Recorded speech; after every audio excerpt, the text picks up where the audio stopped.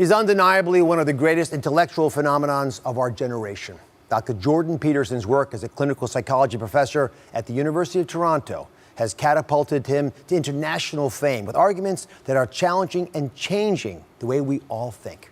He has captured the attention of millions, especially of young men, but some young women as well. And many of you, however, have never heard of him, but you will get to know him for the first time through this interview. Today, he is here, breaking down his provocative rules for life and the prescription for success that will surprise many of you. Thank you for joining us. Thanks for the invitation. So it is an interesting group of insights that you offer us, and I can enter it in many ways, but let me just start with, for me, perhaps the most obvious, which is, what is it that you're saying that's resonating with so many people? What itch are you scratching? I think there's probably two. We've had a long conversation in our culture about the necessity for self-esteem and happiness, and that's not what I'm talking about. I tell my audiences and my readers very straightforwardly that life is difficult and that there's a lot of suffering in it, and that you have to learn how to conduct yourself in the face of that. The problem with the pursuit of happiness is that when life's storms come along, happiness disappears, and then you're left with nothing. And so you need to pursue something that's deeper than happiness. And if happiness comes along, well then, hooray for you. You don't want to despise it because it's fleeting, but it's much better to pursue things that are meaningful than things that make you happy. It's deeper, and it orients you more appropriately, and it keeps you centered in your own life. It makes you more useful for your family and your community. So that's one thing. And it's a relief to young people to know that the baseline conditions of life are difficult, but that you can still prevail. So it's a funny message in some sense, or a strange message, because on the one hand it's somewhat pessimistic. Now I talk about suffering and malevolence also, but I also emphasize the fact that despite that being the base conditions of existence, people are tough enough to prevail. So that's one element of it. The other element is the necessity of responsibility. So a lot of what people find in life that provides them with a sustaining meaning is a consequence of not the pursuit of rights or the pursuit of happiness or the development of self-esteem, but the adoption of responsibility. And the more responsibility, in some sense, the better. Responsibility for yourself, for making sure that your life lays itself out like it should, responsibility for your family, responsibility for the community. It's people who take responsibility that are the ones that you admire, and that's the right pathway through life. That's where meaning is to be found. And I think that's probably the crucial issue, is that identification of a profound relationship between responsibility and meaning. And for many of the people that I'm talking with, it seems like that's the first time that that's been articulated for them. So speaking about responsibility and meaning and how to make sense of a world where so many people feel isolated, I'll come back to that. That seems so helpful. And yet you've been a lightning rod in many ways, with a lot of harsh comments, especially in the print media. What is it that your critics are arguing? Well, I got embroiled in some political dispute, I would say, on my home front in Canada, when our government introduced some legislation that purported to be about compassion, which to my way of thinking was about compulsion with regards to speech. And so that's tangled me up. But I also think that people aren't necessarily that happy with a message of personal responsibility when they're really interested in the mechanics of social change. My sense is that, well, life is unfair. Social structures are unfair. The arbitrary way that illness is distributed into the population is unfair. But despite that, the best level of analysis for rectifying that in a practical sense, but also in the psychological sense, is the level of the individual. And so people who think in a collectivist manner, or people who are playing identity politics games that insist that your group identity should be your hallmark, don't like what I have to say at all. And they have their reasons. I'm not a fan of identity politics types. I think it's a very, very dangerous game, particularly because it makes us tribal. And tribal people are very dangerous. As we degenerate into our tribal groups, the probability of violence increases, as far as I'm concerned. That's what the anthropological data would suggest as well. So the collectivist types don't like me very much. You're clinical psychology. I mean, it's a challenging profession. You chose it coming out of a rural town in central Canada. How did that advance your life journey? What in your life has inspired you to do what you do now? And especially to take some of the public steps now that are drawing criticism to you, which is always painful. Well, I've always been obsessed with totalitarianism and authoritarian governments, whether they're on the right or the left. I mean, for years, decades really, I spent almost all of my free time thinking about what happened in Nazi Germany and in Russia during the Soviet era, but also in Maoist China. There were other places as well. Trying to understand how it was that we could have got off the rails so absolutely terribly. And I started studying that at the collectivist level, I would say, looking for political reasons or economic reasons. But as I investigated further, those levels of analysis became increasingly, they weren't providing the answers that I wanted. I think partly because I was really interested in the notion that there's something to learn from what happened, say, in Nazi Germany. But there's something to learn at an individual level. That's my estimation. I don't think that there were innocent masses of people led astray by a single malevolent leader. I don't think the fundamental motivations for what happened in Nazi Germany were economic.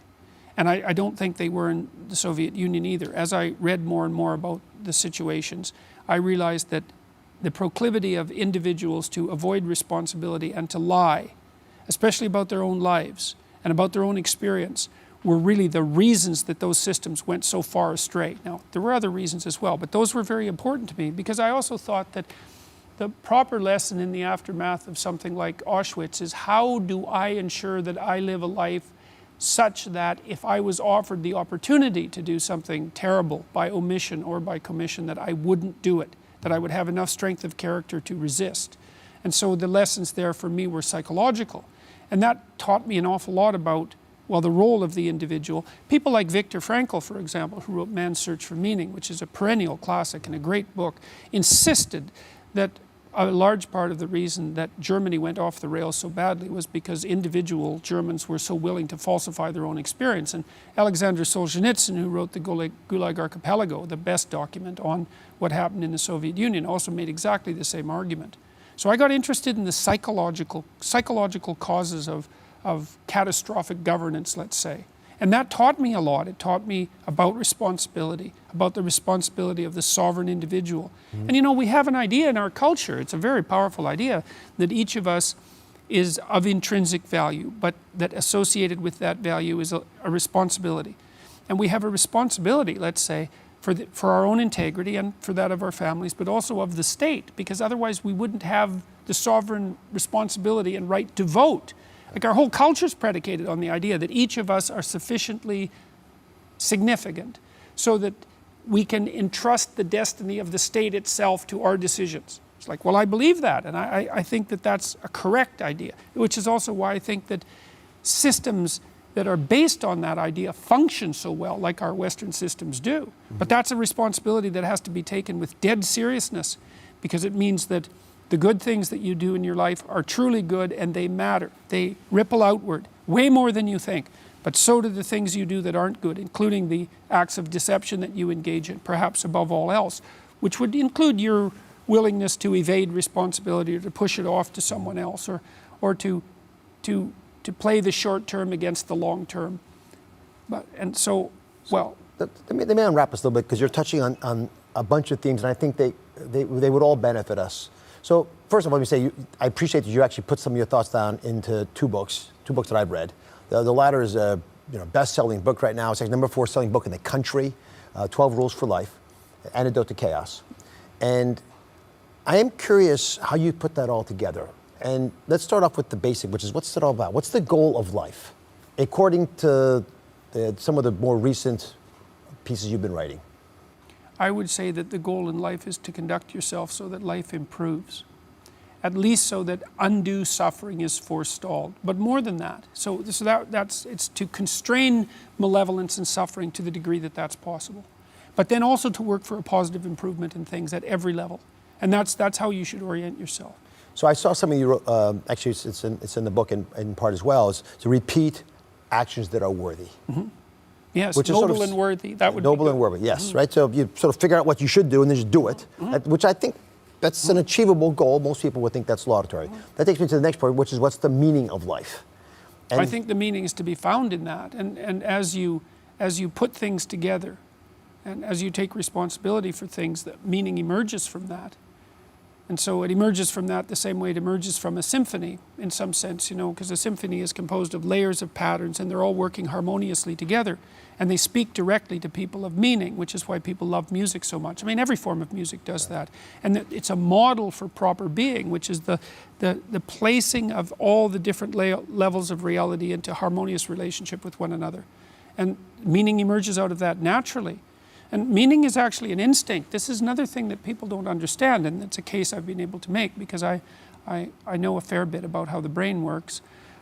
The twin hemispheres of your brain interact to guide you through life, which is a truism in some sense. You use your brain to guide you through life, but your brain does that fundamentally by instilling the proper things that you do with a sense of meaning.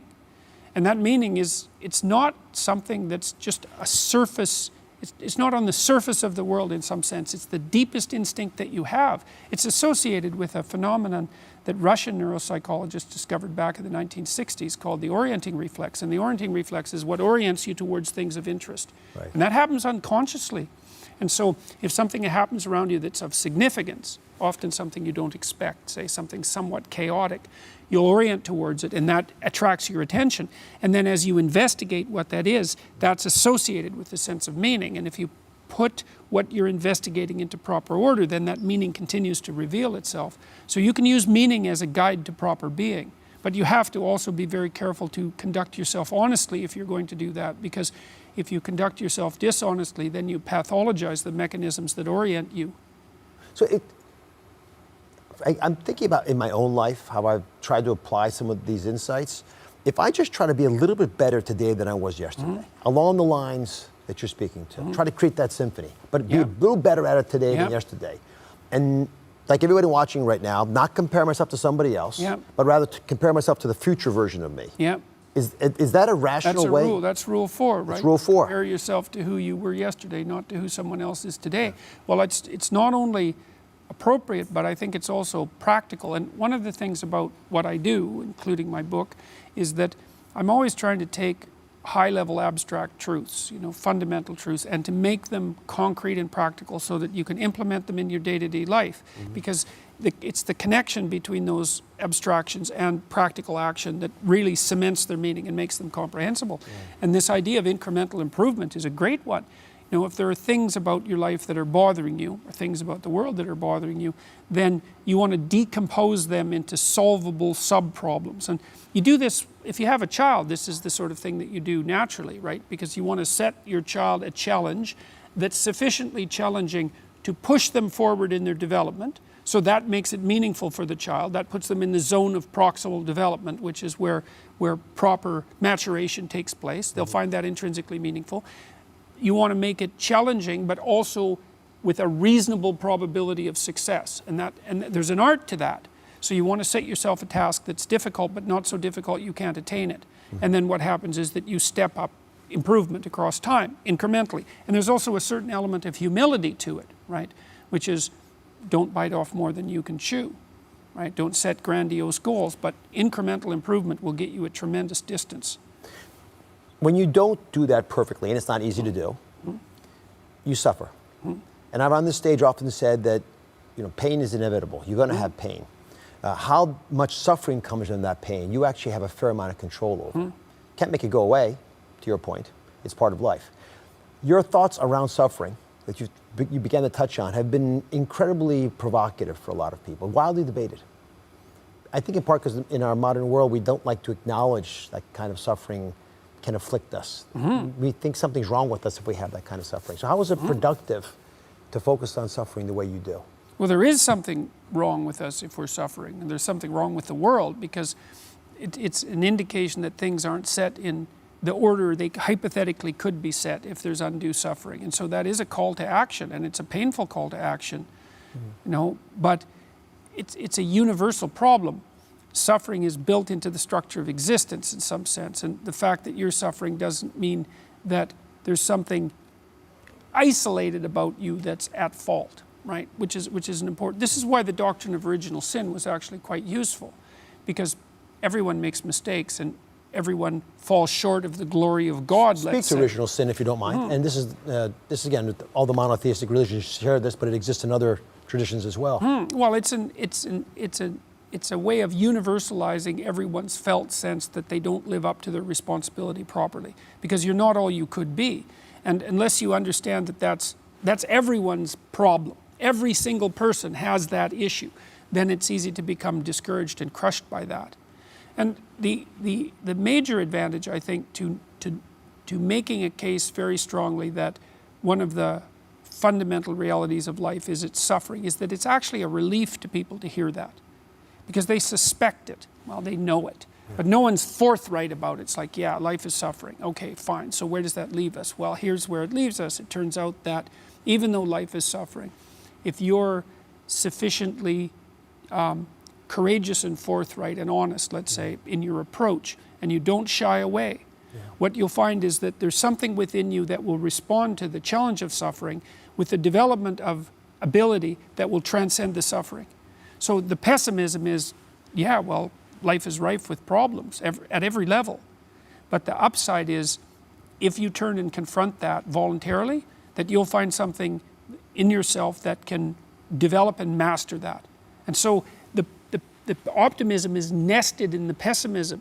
And that's extremely helpful to people, especially people who are struggling, because they think, oh my God, life is so difficult. I don't know if I can stand this. There must be something wrong with me. Does anybody else feel this way? And you can say, yes, everyone feels that way at some time. But that's, and it is as bad as you think, but you're more than you think you are. You're more than you think you are. And what I really like about this too is it's very much in keeping with the clinical data. So for example, what you do as a clinician, as a clinical psychologist, as a psychiatrist, as any mental health professional who's well trained, is if people are afraid of something that's standing in their way as an obstacle, like maybe you're trying to develop your career and you're afraid of public speaking. Well, I could try to calm you down about your fear and protect you from the challenge that would be associated with public speaking. You say, well, you never have to do that. Or I could say, no, look, you have to learn to present yourself more effectively in public if you're going to develop your career. And you're afraid of it. So let's break down what you're afraid of into 10 steps or 20 steps until we can find a step that's small enough so that you can actually master it. And let's assume that with 3 years of diligent practice that you could become a competent public speaker, at least one that isn't terrified. And with 5 years you could become an expert. And let's decide how relevant that is to your future prosperity and thriving. And then let's assume that if you break it down properly and take it on step by step in this incremental way that we discussed, that you'll actually master every single bit of it. And the thing that's cool about that is all the clinical evidence shows it works. And not only that, that's actually how you learn in life. Like when you bring a child to the playground and the child is apprehensive about making new friends, you say, okay, well, look, kiddo, stick around me for a minute or two and just watch what's going on. It's like, and the child will calm down. You say, okay, now go 5 feet away. Just go out there a little bit and just see how it goes. And stay out there as long as you can. And if you need to come back for a hug, then no problem. It's like, so then the child can go out 10 feet. And they come back. You say, okay, well now, maybe just go over there and watch those kids. And the child will go out and then come back. And so that's it. It's the child's going out to where they're afraid, seeing that they can master it, and then coming back. So this seems so self-evident that I'm left wondering, well, did people know this 100 years ago? This issue of taking responsibility, which I think is part of the pain that people feel, because it's not something we expect a lot. And people don't realize that it seems to help a lot in most scenarios, if you sort of own it, because you control your destiny. So there's this wisdom we had and forgot. You spoke about original sin. These are stories that are thousands of years old, Adam and Eve, right? These are constructs that are archetypal to us, are fundamental to who our species is, and somehow it seems to have slipped from us. Well, knowledge is coded in different ways, eh? So a good example, someone who's a good example acts out for you how you should be. And a good story portrays that dramatically. but an articulated representation tells you exactly why and explains it. And so some of this needs to be more articulated than it has been, because we've become detached in some sense from our underlying examples and our stories, partly because they've been criticized so much. So, but I think we're at a point where developing this more articulated knowledge is necessary. But just so I make sure everyone's clear on this, what I'm taking away is it's a balancing act between the rights you deserve and the responsibility that you must take. And if that balance is off in society, and we do seem to focus a lot on people's rights, which is, instinctive to who we are, but we often don't match it up with the responsibility that comes along with that. Which is exactly why I think that what I'm talking about is falling on receptive ears, is because you actually cannot have a prolonged discussion of rights without having an equally prolonged discussion of responsibilities, for a variety of reasons. First of all, the actual reason that you have rights is so that you can discharge your responsibilities. It's not the other way around. It's like you're granted rights by everyone around you, or no, it's not granted exactly. It's part of the purpose of your rights, in some sense, is so that you can be given an autonomous space that's protected, in which you can manifest what's necessary about you in the world that's a contribution to it. So I have to leave a space for you so that you can make your contribution for yourself, so you can take care of yourself, so that you can shoulder responsibility for your family, and so that you can serve the community the best way that you can. And I don't want to set up a society that will interfere with that. But then, and then there's the association that we already talked about between responsibility and meaning, which is absolutely crucial. And so the responsibility element is more important than the rights element, as far as I'm concerned, or it certainly is at this point in time. And people know this. They instinctively know it. And yet, the role of the victim seems, which is a painful role to have, because something bad happened to you to be a victim. But it's something that society struggles with. So what about people who feel like they're a victim? They're right.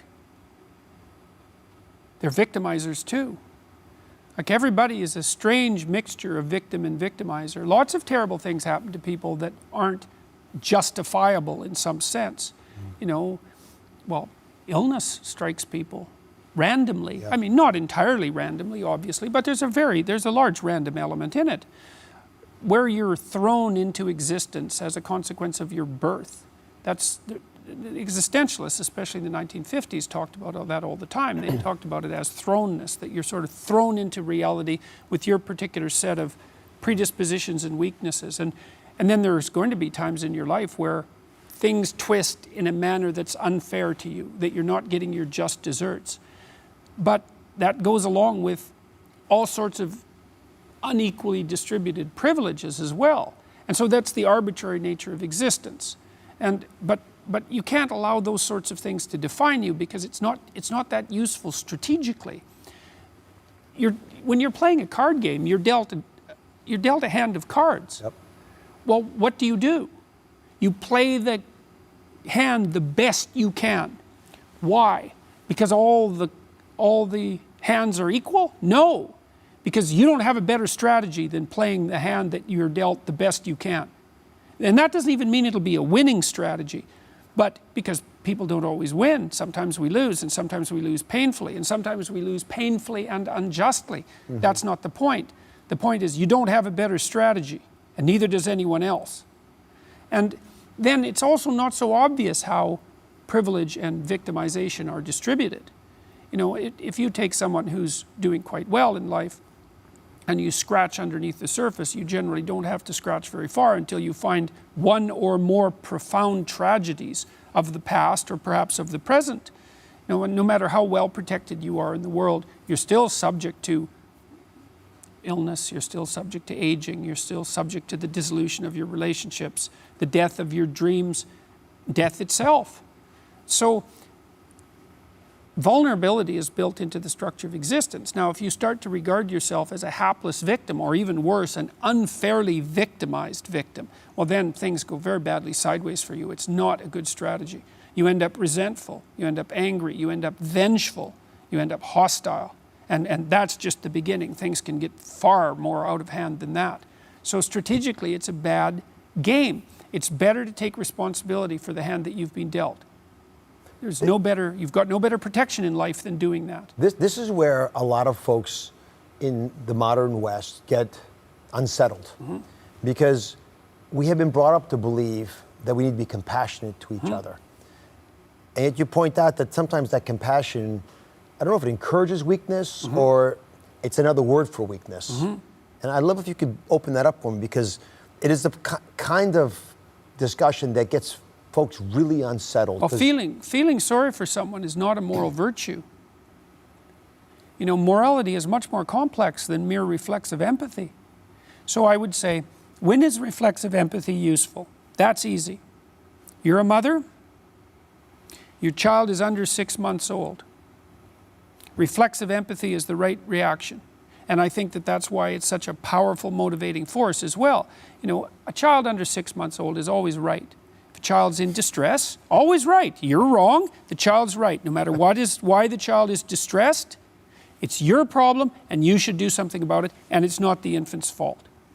Okay, now we have a very lengthy dependency period as human beings, and that means that infants... 30, 40 years for some. Well, yeah, yes, exactly. And so, because of that intense dependency, that empathic circuitry has to be very, very powerful. But it can easily be utilized in a domain that's outside of its proper purview. And unreflexive empathy is not a moral virtue. And just because you feel sorry for someone, you are not a good person. Now, that might be a subcomponent of being a good person, but it's very frequently the case that complex problems require sophisticated, complex planning, thinking, and analysis, well, which is why we invented science, for example, which is why we invented sophisticated social policy and all of that. And it's certainly not the case that everything that's good in the medium to long run looks so good in the short term. I mean, you think about when you're disciplining a child, which you have to do, because one of your responsibilities as a parent is to produce a child, help produce a child who is disciplined and who's socially acceptable to everyone else, which is your fundamental responsibility. Whenever you discipline a child, you cause short-term distress for the benefit of the medium to the long run. And that runs contrary to reflexive empathy.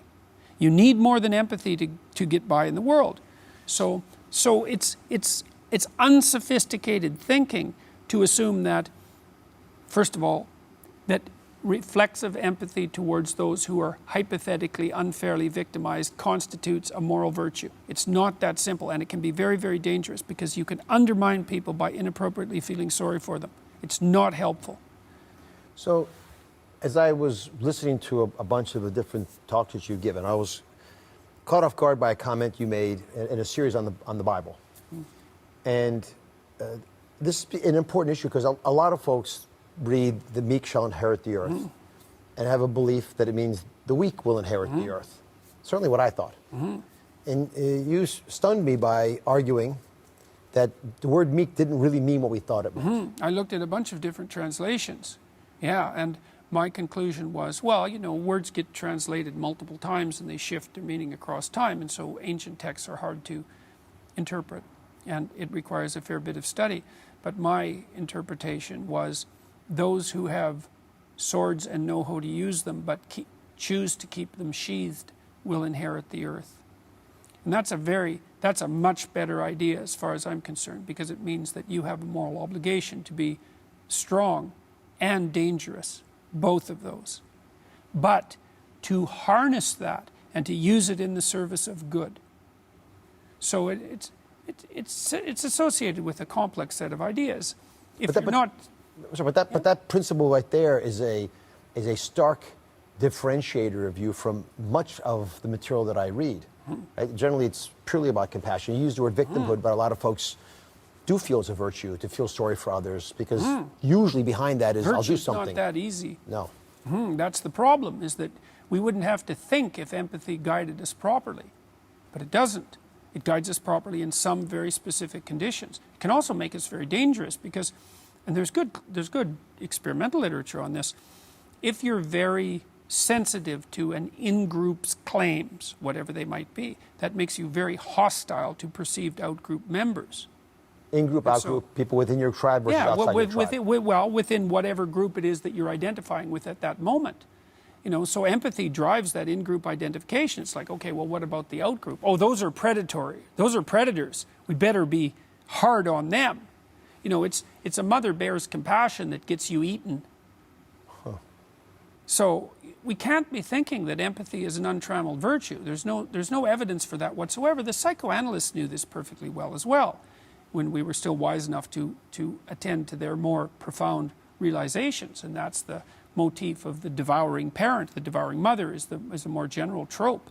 And that's someone who will do absolutely everything for you all the time, so that you never have to rely on yourself for anything. That's not good. No, there's rules. For example, if you're dealing with the elderly in an old folks home, here's a rule: never do anything for one of your clients they can do themselves.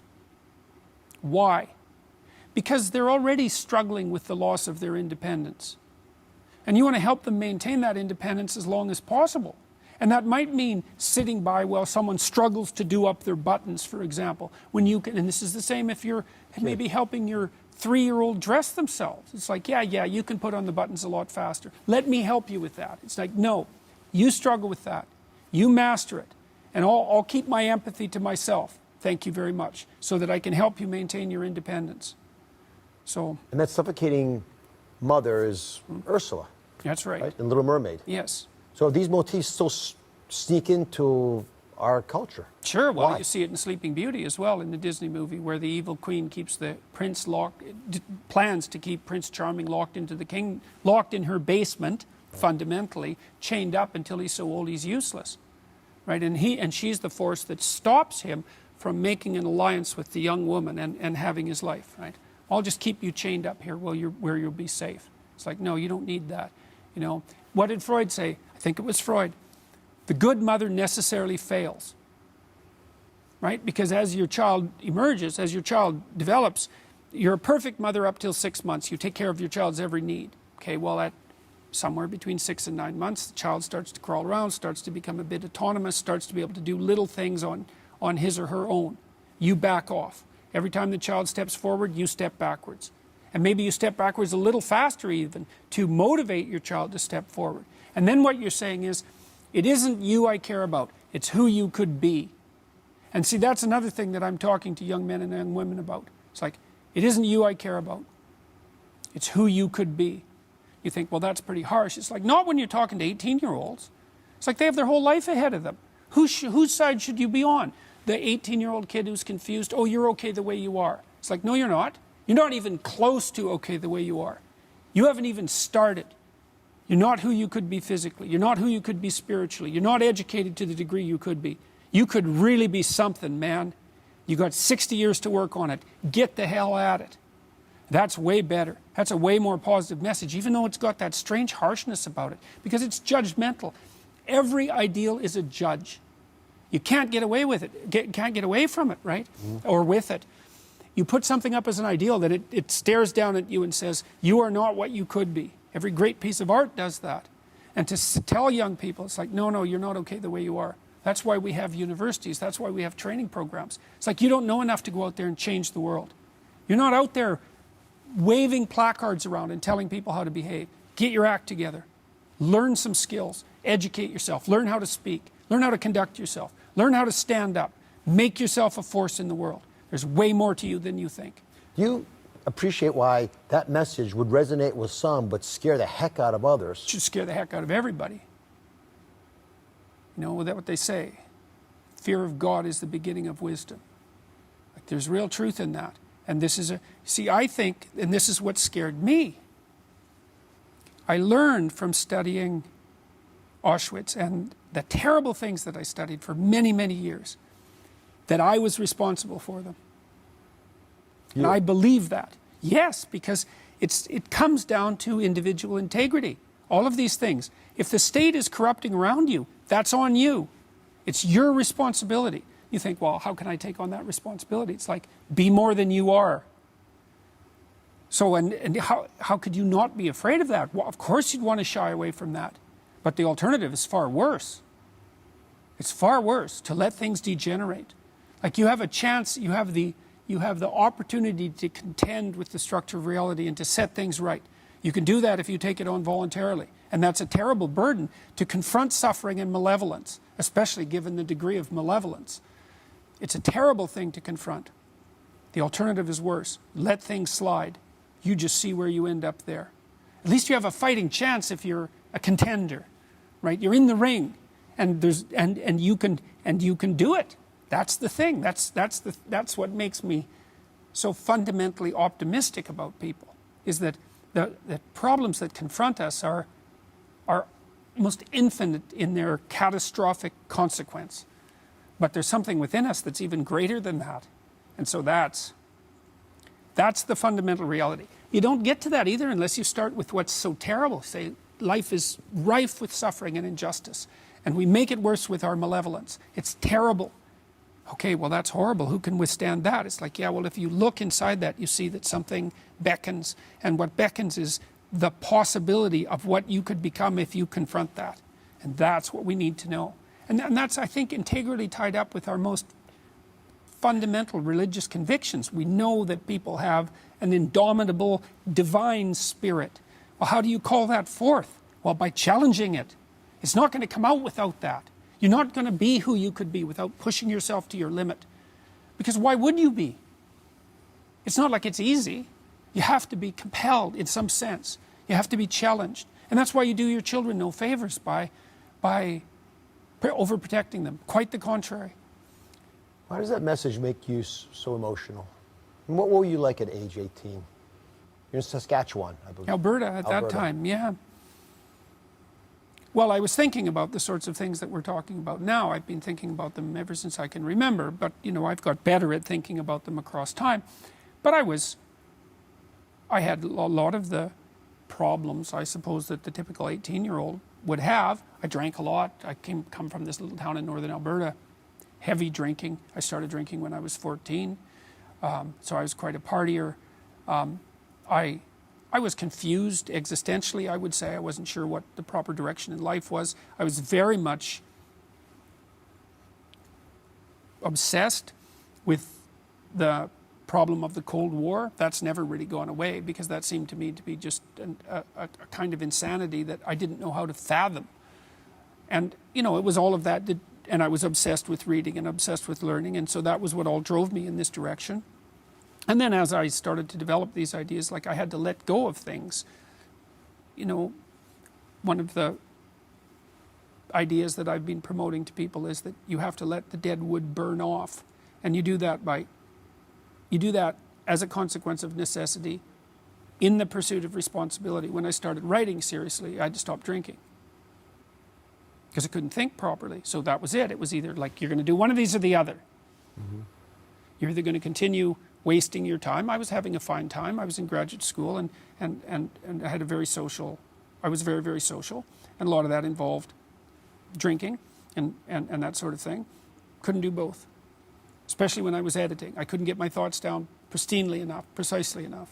Plus, the emotional magnitude of the things that I was dealing with were more overwhelming if I was, in the aftermath of a party. So I decided when I was like 25 or so to just stop. I've been caught off guard by how politicized you've become. And as I read of your youth, I know that you had your run-ins with religion, which a lot of people do. You actually got politically active, but on the left, not the right. Help me understand what went down. Well, in the little town I grew up in, the member of parliament, the provincial parliament, equivalent to American state, was a democratic socialist. He was the only one in the entire province. Everyone else was conservative, which would be sort of moderate Republican, I would say. And, there's something to be said for political voice for the working class and for the dispossessed. And it certainly is the case that the hierarchical structures that compose our society, do produce dispossession. They stack people up at the bottom. And so people at the bottom need to have a political voice. And so I was very attracted to that end of the political spectrum. But as I came to investigate some of the problems I've been discussing more deeply, I started to understand that mere economic rectification was insufficient, that wasn't the level of analysis that was appropriate for my inquiry anyways. Translated, redistribution of income doesn't work. Well, think about it this way. The guaranteed basic income idea. It's like, well, that's predicated on the idea that man lives by bread alone. Well, that isn't how it works, and I've certainly seen that in my clinical practice. I've had clients, especially addicts, if you gave them money, they would die. And the reason for that, like one guy that I remember in particular, I liked him quite a bit. He had a bad cocaine problem. And as long as he was flat broke, he wasn't dead. But as soon as he was on disability, as soon as his disability check came in, he was face down in a ditch 3 days later. So, well, and you think, well, maybe that's a consequence of his overwhelming poverty, etc. You could come up with some social reason for that path that he took, but it wasn't by any stretch of the imagination that simple. It's like people need purpose more than money even. I mean, obviously, we don't want people starving. And actually, we're doing a pretty good job of solving that problem worldwide. You know, the UN projects that there won't be anyone in absolute poverty by the year 2030, which is really quite the bloody miracle, that's for sure. So we're doing a pretty good job of getting rid of abject privation. But then it isn't the provision of material well-being with ease that allows people to live properly, even though a certain amount of material wealth is a necessary precondition. It's purpose. And that's a much more difficult problem to solve. It's like we need something to grapple with. We need a meaning to justify our lives. And some of that is to be found in, well, the struggle against privation and malevolence. The mere offering of material sustenance to people isn't going to solve the problem. Dostoevsky knew this 150 years ago. He said if you gave people everything they wanted, so all they had to do was eat cakes and busy themselves with the continuation of the species, the first thing they do is smash it all to hell so that something interesting could happen. He said that's our fatal flaw and salvation, both of that wanting to contend rather than to sit back and have everything taken care of. So how do we get an 18-year-old to understand what Dostoevsky wrote 150 years ago? How do you get a 38 or a 58-year-old, which is my age, to understand how to take responsibility? No, we have discussions like this. You know, and you make the case to people as well. So I've been touring around. My wife and I have gone to 60 cities now since January of this year. And I've been speaking to audiences that average 2,500 people. And I deliver a lecture that's very much like this conversation. It's like lay out the structure of life, the fact that it's rife with suffering and malevolence, that we erect hierarchies in an attempt to deal with that, to deal with those problems, because they're too alike, that the hierarchies dispossess people, and so we have to take care of the dispossessed as well, and to draw out the relationship between meaning and responsibility.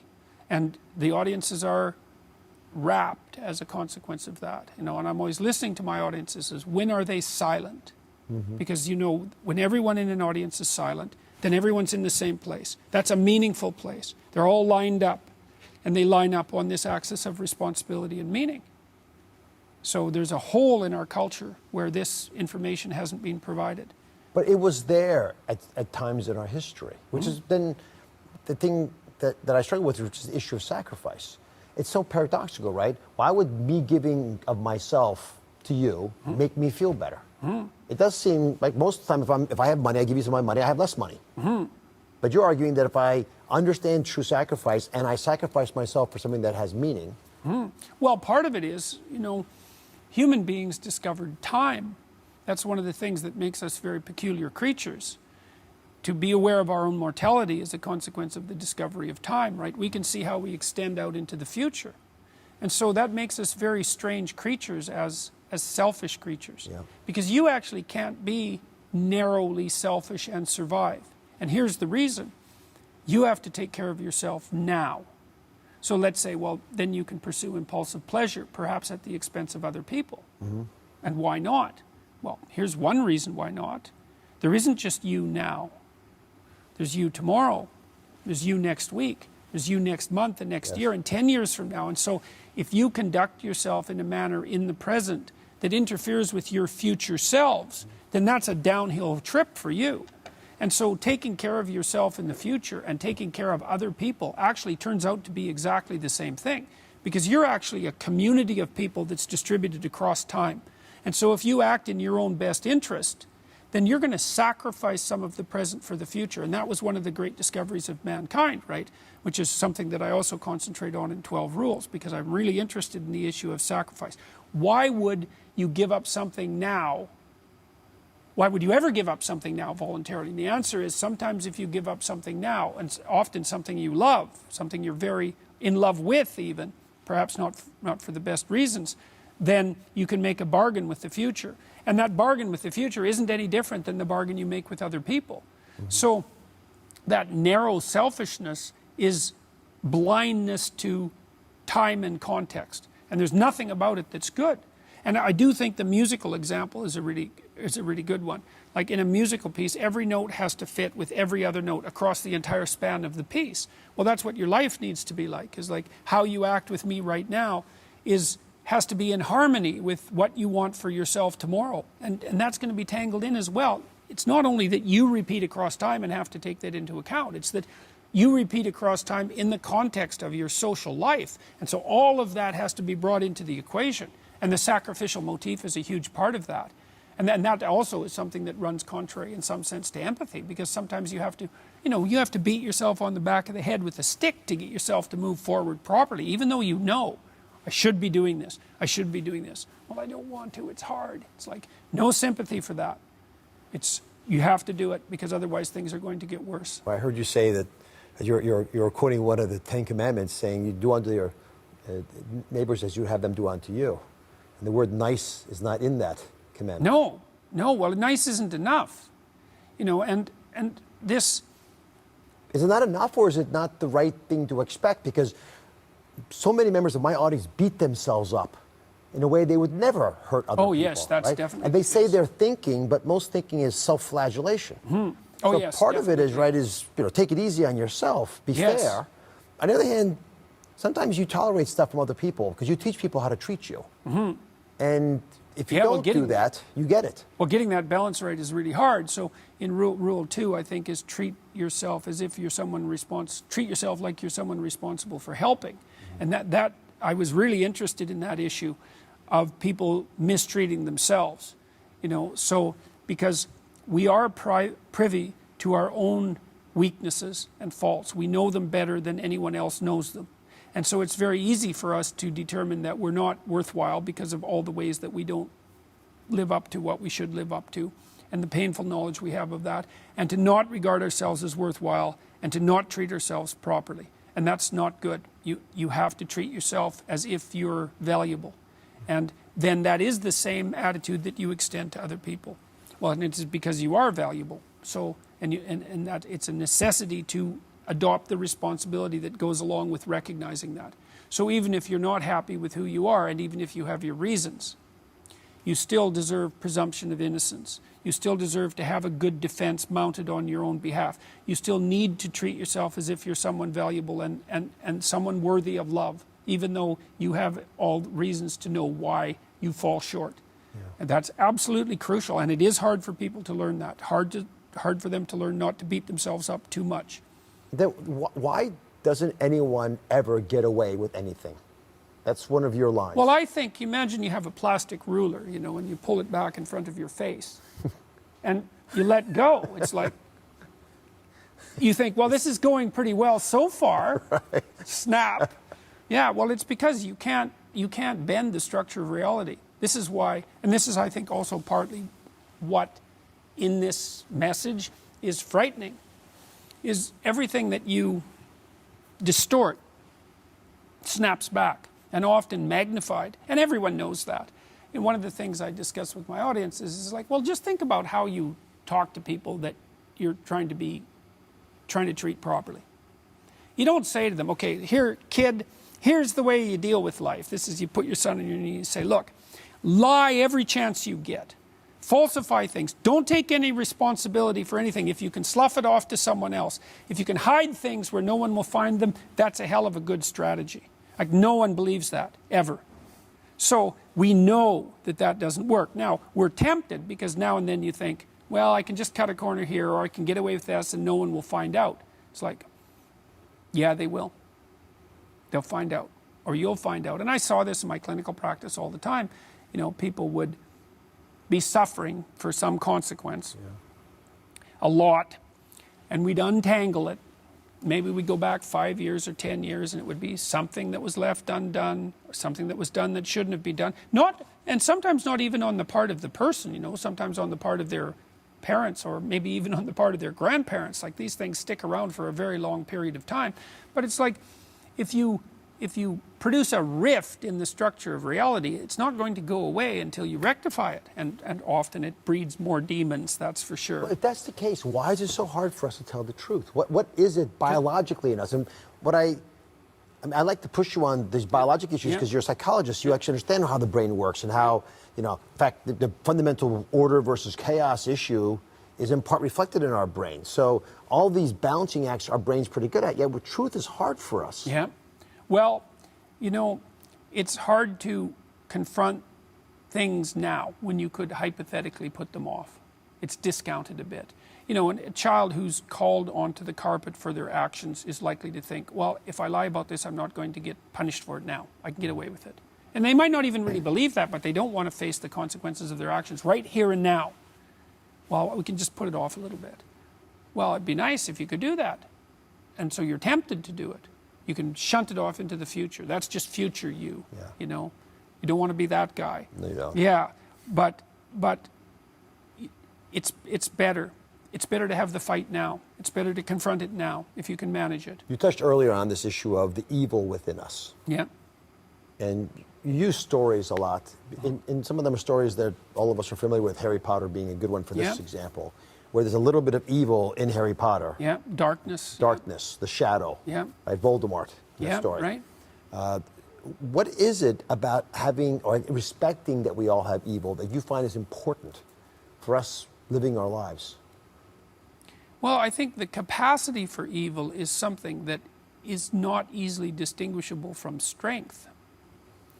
You know, and I mean, my knowledge runs out at this level of analysis in some sense. The world seems to be structured so that we can act for the good and we can act for evil. And I think that's associated with self-consciousness. And I think that's illustrated in the story of Adam and Eve. When Adam and Eve become self-conscious, the scales fall from their eyes. They realize that they're naked. And to realize that you're naked is to understand your vulnerability. That's why Adam and Eve clothed themselves right away. Oh no, I'm naked, I can be hurt. Okay, I can be hurt. I have to clothe myself, I have to protect myself in the future. You actually become aware of that in a way that animals aren't. Well, what does it mean that you're naked? It means that everyone else is too. Yeah. What does it mean that you can be hurt? It means that everyone else can be hurt too. It means that you could hurt them. And that's why the knowledge of good and evil goes along with the knowledge of nakedness. That took me a long time to figure out. It took me about 30 years to figure that out. So why are those two things conjoined? Oh yes, when you understand that you're vulnerable, you understand that everyone else is vulnerable, and then you have the option of exploiting that. And so that's what transforms human beings to some degree from animals, because a predator just eats you, but a human being can play with you and will for all sorts of reasons. Now, the capacity to do that, though, why is the capacity to do that, let's say, useful? Well, it's useful to be strong and not to have to use it. That reflects something that we talked about earlier, because it makes you formidable. And I think that you have to be formidable in order to move forward properly in the world, even to get through obstacles that aren't. Just to get through obstacles, you have to have some strength of character. You have to have some commitment. And some of that is, there will be a cost if you interfere with me. It'll be the minimal cost necessary. Let's say if you've got yourself under control. It will be the minimal cost necessary. But do not be thinking there won't be a cost. And I don't believe that if that's not built into your character, then you have no strength, and you certainly have no strength when you're pushed by someone who's malevolent. A bully, if you're like that, if the bully pushes you, and your response is, there will be a cost for pushing me, and you will pay it, then the bully will go elsewhere. And we know that too from studies of bullies, like even childhood bullies. They push around kids, and then they find the ones that retreat and withdraw, and they bully them. So, and you might think, well, usually children are bullied because of some abnormality. That's a very common idea. It's like, there's a guy named Dan Olweus, a very smart Norwegian psychologist, and he studied bullying for a long time as a precursor to fascism, by the way, so that was his interest. He said his analysis indicated that at least 3/4 of children have some obvious abnormality that could be the focus of bullying attention. It might even be your name. It doesn't take much of a genius bully to come up with a good way of making fun of your name, or you're too tall, or you're too short, or or your brother's too tall or too short, or there's something. It isn't the abnormality that is the cause of the bullying. It's the abnormality might become the focus of the bullying, but part of the cause is the withdrawal in the face of the bullies, because the bully thinks he can get away with it. Well, if you're, and it's also the case with children who are preyed upon by adult predators. Like adult predators of children look for children who are easily cowed and who won't put up a fight. So, for example, if you're teaching your children to be terrified of strangers, that's really not a very good strategy. You want kids who are confident and who will make a noise if someone messes about with them, and who are, and so that characterological strength has to be built in. Let me play to the evil side of that equation. We do a lot of shows on true crime through the lens of a doctor. I'm interested in the forensics and what went down emotionally, psychologically. What creates evil? What is the nature of evil? I mean, Solzhenitsyn wrote about this after unbelievable evil that he witnessed and lived through in Soviet Russia. So some people see it and can react and respond, and they survive. Others wilt away. But what caused the evil? There are levels. Well, some of it's like moronic evil, you might say. It's like, well, someone has something you don't and you want it. That's just theft, bicycle theft or something like that. It's pure material greed. And then I guess the level after that would be something like, well, the desire to cause harm because you're vengeful. And that's where the idea that you're a victim starts to play a real role. If you're a victim and things are unfair, then it's okay for you to react and to lash out and to hurt. And so then there's the conscious desire to actually produce suffering, and then that can just expand beyond anyone's imagination until what you're trying to do is take, I think, like that maximizes out when you're trying to take revenge against God for the structure of reality itself. And I think that's the right language. So when people, and you see approximations of this with the high school shooters and people like that, especially the guy who shot up the elementary school. Yeah, Sandy Hook. Yeah, you bet. You got to go to a pretty damn dark place before you think that the right thing to do with your life is to make people fundamentally identifiable because of their innocence and lack of wrongdoing, the target of your vengeful hatred. You've gone somewhere unbelievably dark to get there, but that's not the darkest place you can go. It's certainly a suburb of the darkest place you can go. You know, you can go to where Hitler went and try to cook up a strategy for destroying everything.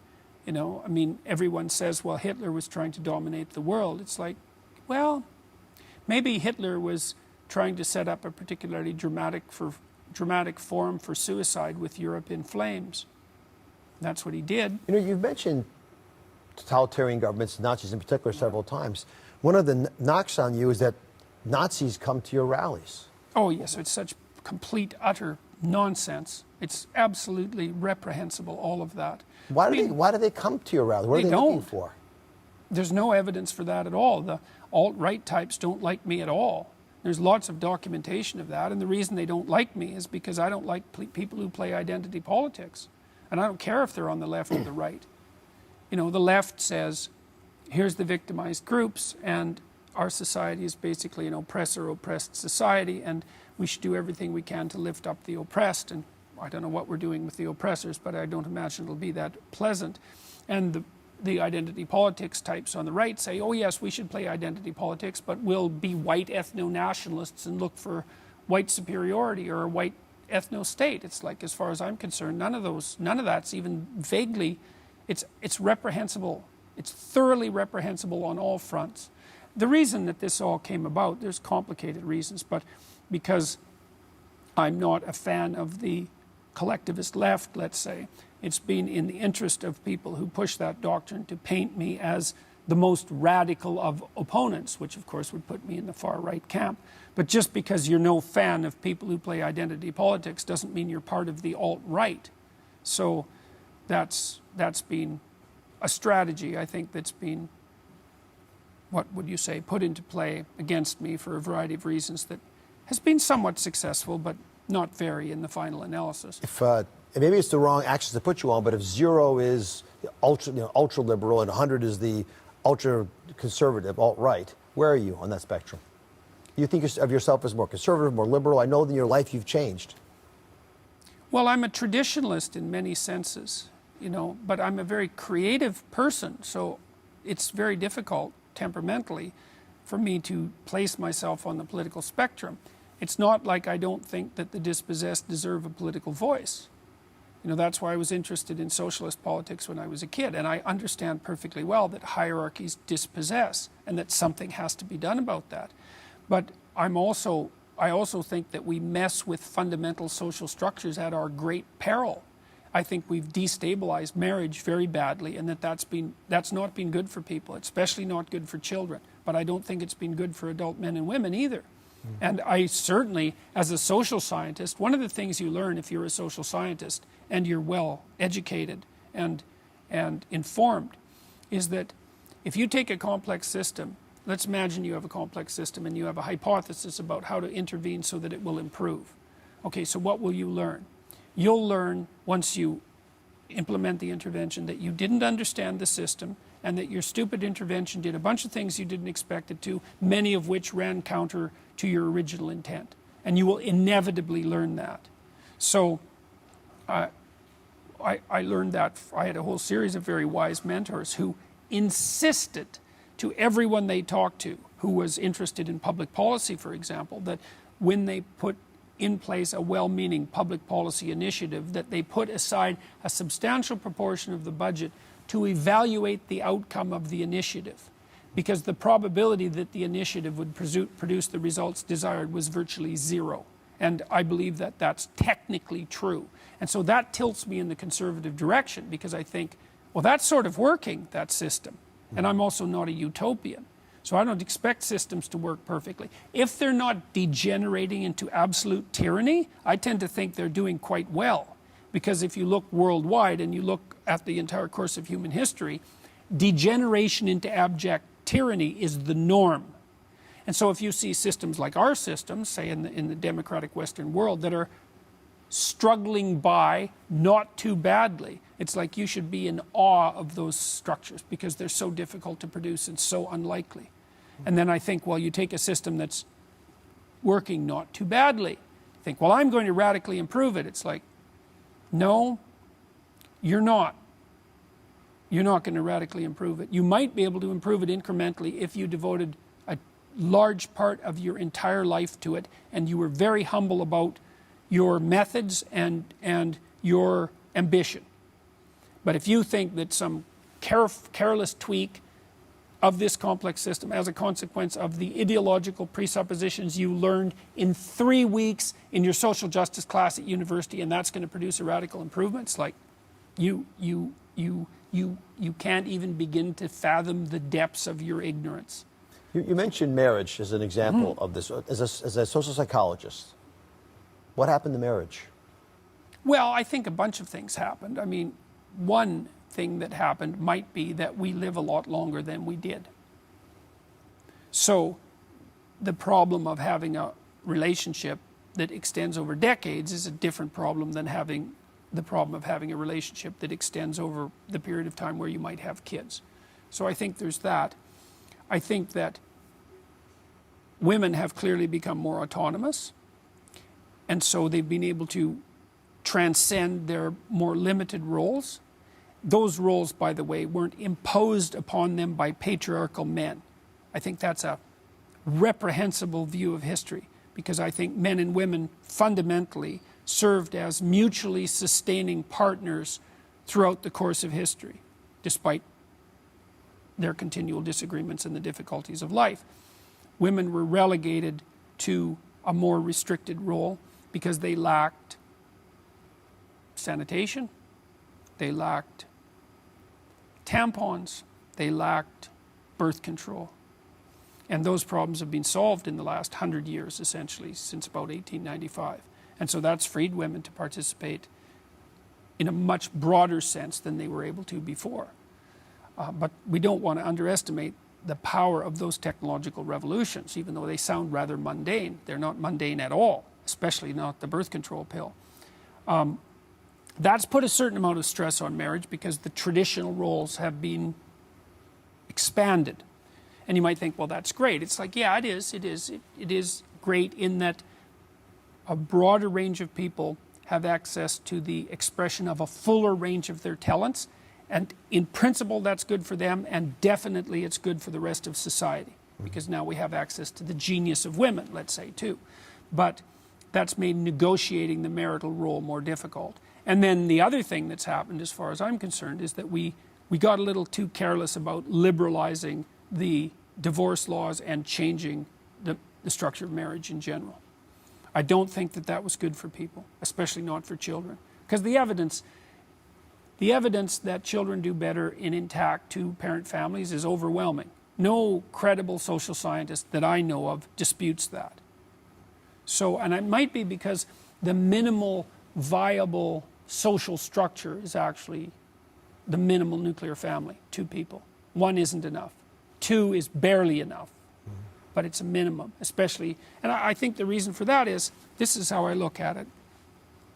Everybody has lots of flaws and tilts towards insanity in at least one direction. And so partly what you want to do is you want to link up with someone over the long run, because they might be sane where you're not, and vice versa. So if you have a partner and you put yourself together, and this is also how marriage works symbolically, by the way. It's the reunion of the original man before the separation into man and woman. You put yourself together. You have one person who's basically sane. And so that maximizes the probability that you'll do reasonably well throughout your life course. But it also makes the pair of you, especially if you're communicating, sufficiently sane so that you're a foundation for the raising of children who will be socially competent and acceptable. Because if they have parents, if they have a parental unit, let's say, that's communicating and that's straightening each other out, then the child can adapt to that unit as a microcosm of broader society. And so if the child can figure out how to get along with the parents in the best possible sense, then they're also simultaneously figuring out how to get along with everyone else. So, and I think if you go below that pairing, things fragment in a way that can't be easily rectified. I notice you getting emotional talking about some parts of this discussion, in part when you talk about meaning and responsibility. I don't know if that touches you more personally than others, or well, I think it's a consequence actually of many of the things that I've experienced over the last, especially the last 6 or 7 months. So I meet 150 people or so at each of these events personally, and many of them have stories to tell me, and they tell me overwhelming stories, and that has a cumulative effect on you. So one kid, for example, he was in his early 20s, I would say. He came up to me and he said, I don't want to take up too much of your time, but a year and a half ago, I just got out of jail and I was homeless. I started watching your lectures. He said, I'm married, I have a daughter, and I just bought my first apartment. It's like, good work. Then I was in LA and I was outside the Orpheum Theater. It's kind of rough in downtown LA, and I was walking down the street with my wife, and this car pulled up beside us, and this kid hopped out, Latino kid, about 19 or so, and he said, are you Dr. Peterson? I said, yes. He said, oh, I'm really happy to meet you. And he shook my hand. He said, and I've been watching your lectures, and just wait a minute. And I said, okay. And then he ran back to his car and he got his dad out, and they came over, and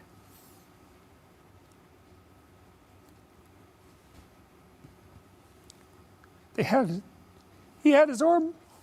their arms around each other, and they were just smiling away, you know, like with a real Duchenne smile, a real smile. And he said, I've been watching your lectures, and I've really been working on putting my relationship with my father together, and it's really worked.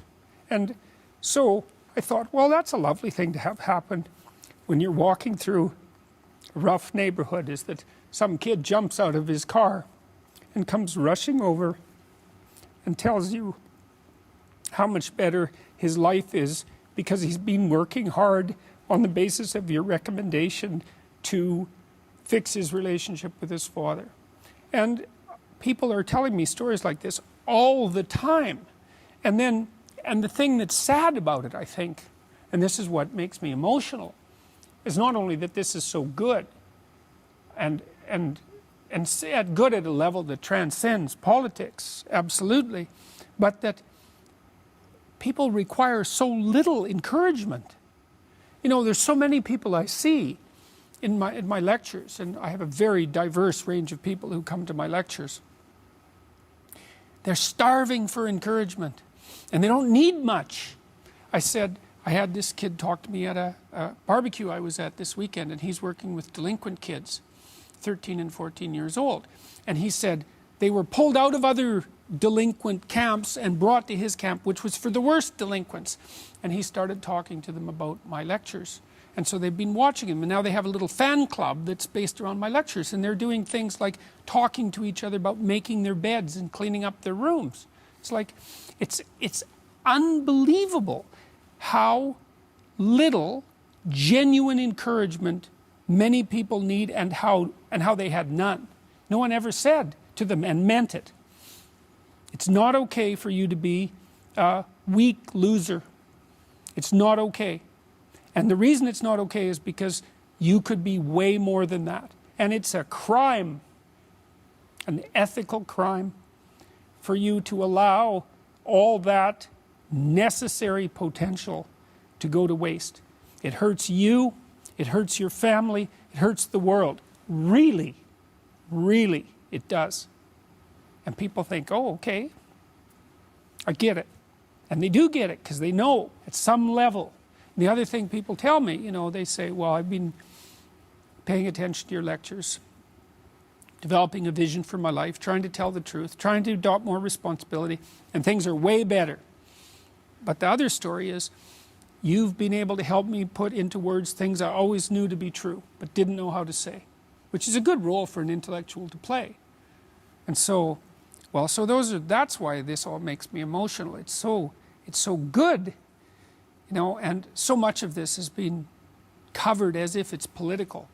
It's not political, what I'm doing. It's not political. It's something that politics is nested inside. Politics is nested inside the healthy sovereignty of the individual. Now, I'm working to buttress and sustain the healthy sovereignty of the individual, the great idea of the West. So, is it worth it? Is the pain that you must feel with some of the biting criticism that you witness, hear about yourself, is it worth it? Oh, absolutely, and absolutely. And, you know, I'm not so naive as to think you can get the good without the bad. You know, I've had discussions with my publicists, say, and the people who are working on my book, and sometimes the discussions are such that, well, maybe a little less controversy would be a good thing. It's like, it's hard to say what's a good thing. You know, and what's happened to me over the past 2 years, fortunately, is that every time I've been attacked, the net outcome has been in my favor. Even though it's very painful in the immediate, well, when it's happening with the mobs of students, for example, or with particularly reprehensible press piece, some of the press pieces, people who were very close to me told me they thought they sunk me. And I mean, I watch people respond to these things, and very frequently now, if someone's mobbed in social media, they apologize. They're done with one episode. You know, and this has probably happened to me 100 times in the last 2 years. So it's very stressful. But I'm kind of detached from it, because we'll see how it plays out. You know, and you can't do difficult things without them being difficult. And so I don't feel that it's been, what do we say, how to say it exactly?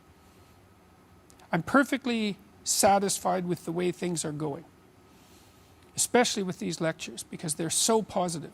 So how do you want to be remembered years from now when the world looks back on what we're witnessing right now? What should people say about Jordan Peterson?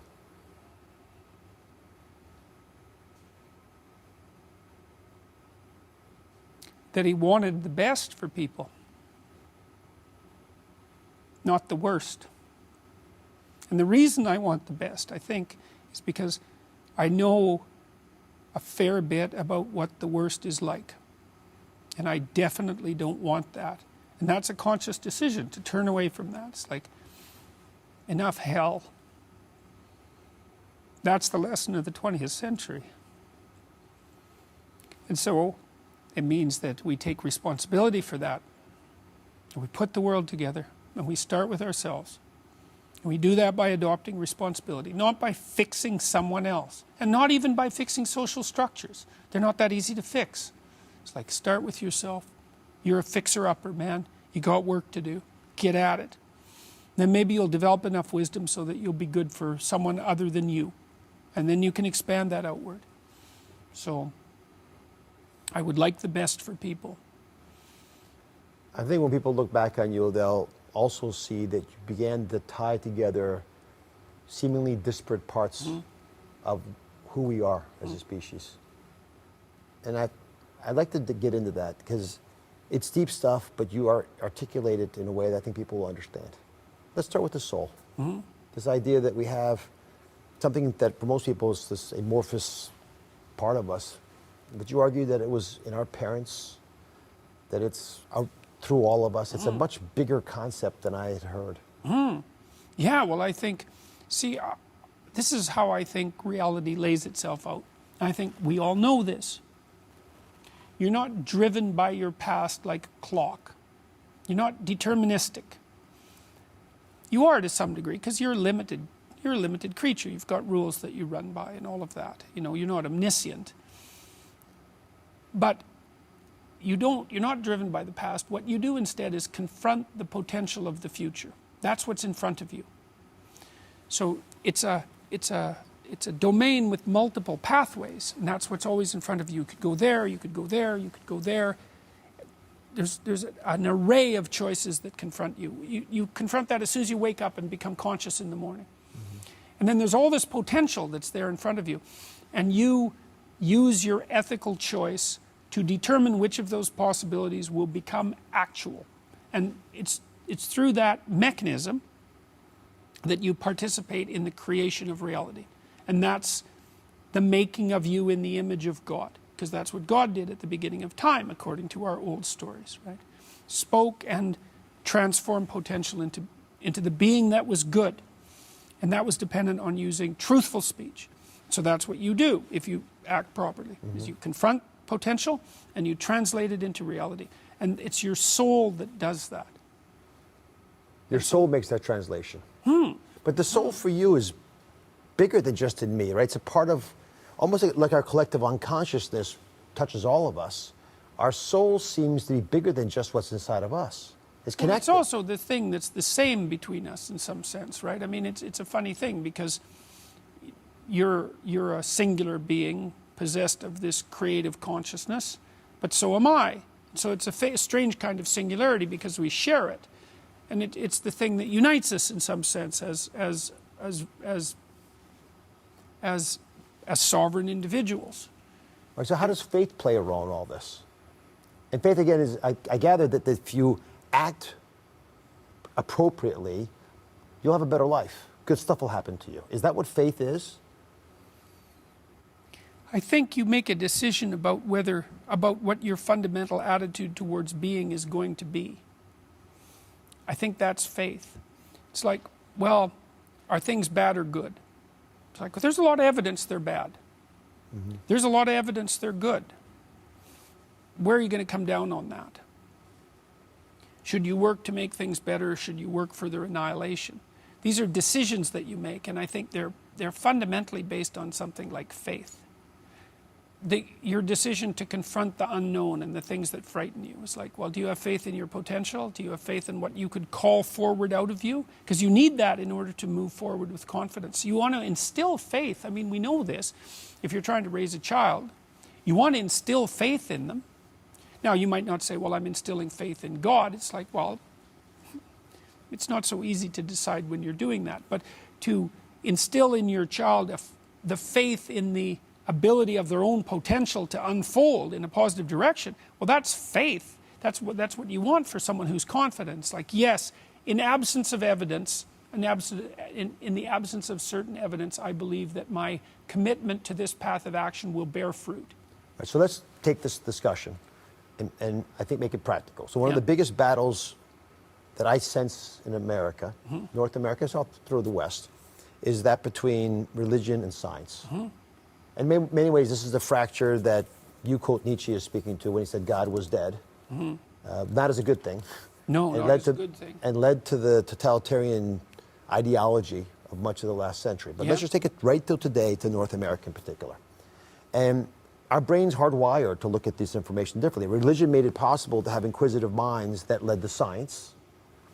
Religion also placed in all of us this belief that there's some divinity in us, and something special in all of us. And you very thoughtfully speak about how science talks about what is, and how can people watch us right now or see us or hear us? The technology is remarkable, but religion is not really but science is not designed to talk about what it means. It's what should be. What should be. Yes, there has to be something beyond that. You know, and I believe that the description that I just gave you of human consciousness is actually scientifically accurate. I think that we do confront potential and that we do cast it into reality. I think if you understand how the brain works, from its ability to first grapple with what's unknown in physical representation and then to represent it in image and then to represent it in word, I think that what you see is the process of potential coming into reality. So I don't think that there's anything that's not commensurate with the scientific viewpoint there. I also think that if we act as if we're each divine centers of consciousness of that sort, then we treat ourselves properly. Think, well, you've got some intrinsic value. You treat other people properly because I'm duty bound to treat you as if you have some intrinsic value. We build social structures on that predicate, they work. So the idea that the individual is sovereign in some divine sense, if you act that out politically, it's like, hey, your society functions and people don't starve and things aren't an absolute abject tyranny. And your rulers have something to bow to, that principle of intrinsic sovereignty. Now the question is how that might be related to some metaphysical reality, because that's the question of God.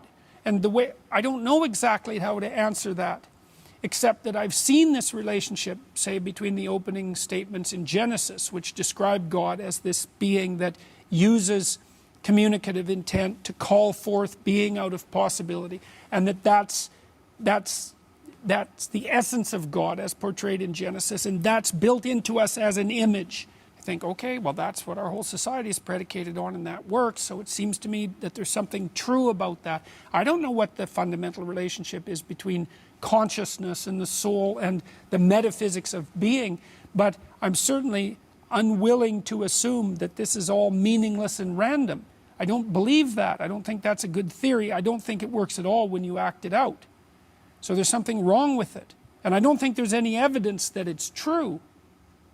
So people say, well, do you believe in God? And I think a bunch of things when I'm asked that question. It's like, why are you asking? What do you mean God? What do you mean believe? It's like, then those are reasonable objections for a question that complex. But I think a better answer is, I act as if God exists. You say, well, does that mean you believe? It's like, well, what you believe is most appropriately expressed in your action. So, and I think, what's the saying? By their fruits you will know them. That's an action-oriented idea. It's like, so that's enough belief to stake my existence on. But that doesn't mean I'm certain of it. How could you be certain of it? It's not within the human It's not within the realm of human capacity to be certain about such a thing. And so you have to stake something on it. It's like, I act as if it's true. That's as good as I can manage. And I don't think there's a more appropriate answer than that. It's like, it's up to you to take it from there in some sense. I think part of the reason that you've become so popular is because you take religion and you allow us to see the fundamental grammar that is offered by different religions without people having to first make the very important step of deciding whether they believe or not.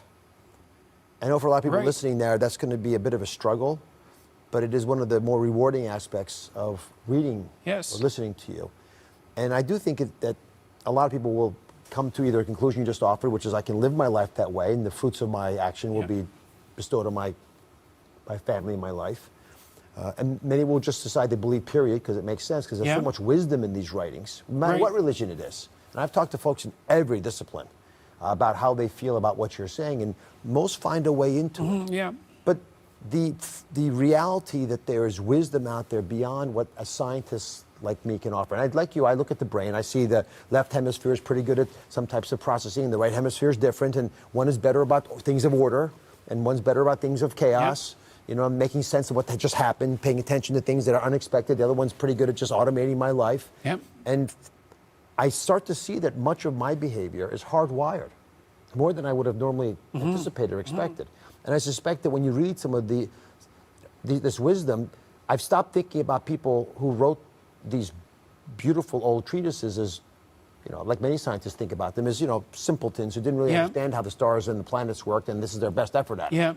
They were trying to answer a very different question. Yes, they're not superstitious scientific theories. They're something different. Well, and the thing about belief, I think you put your finger on it, is, well, do you follow the story?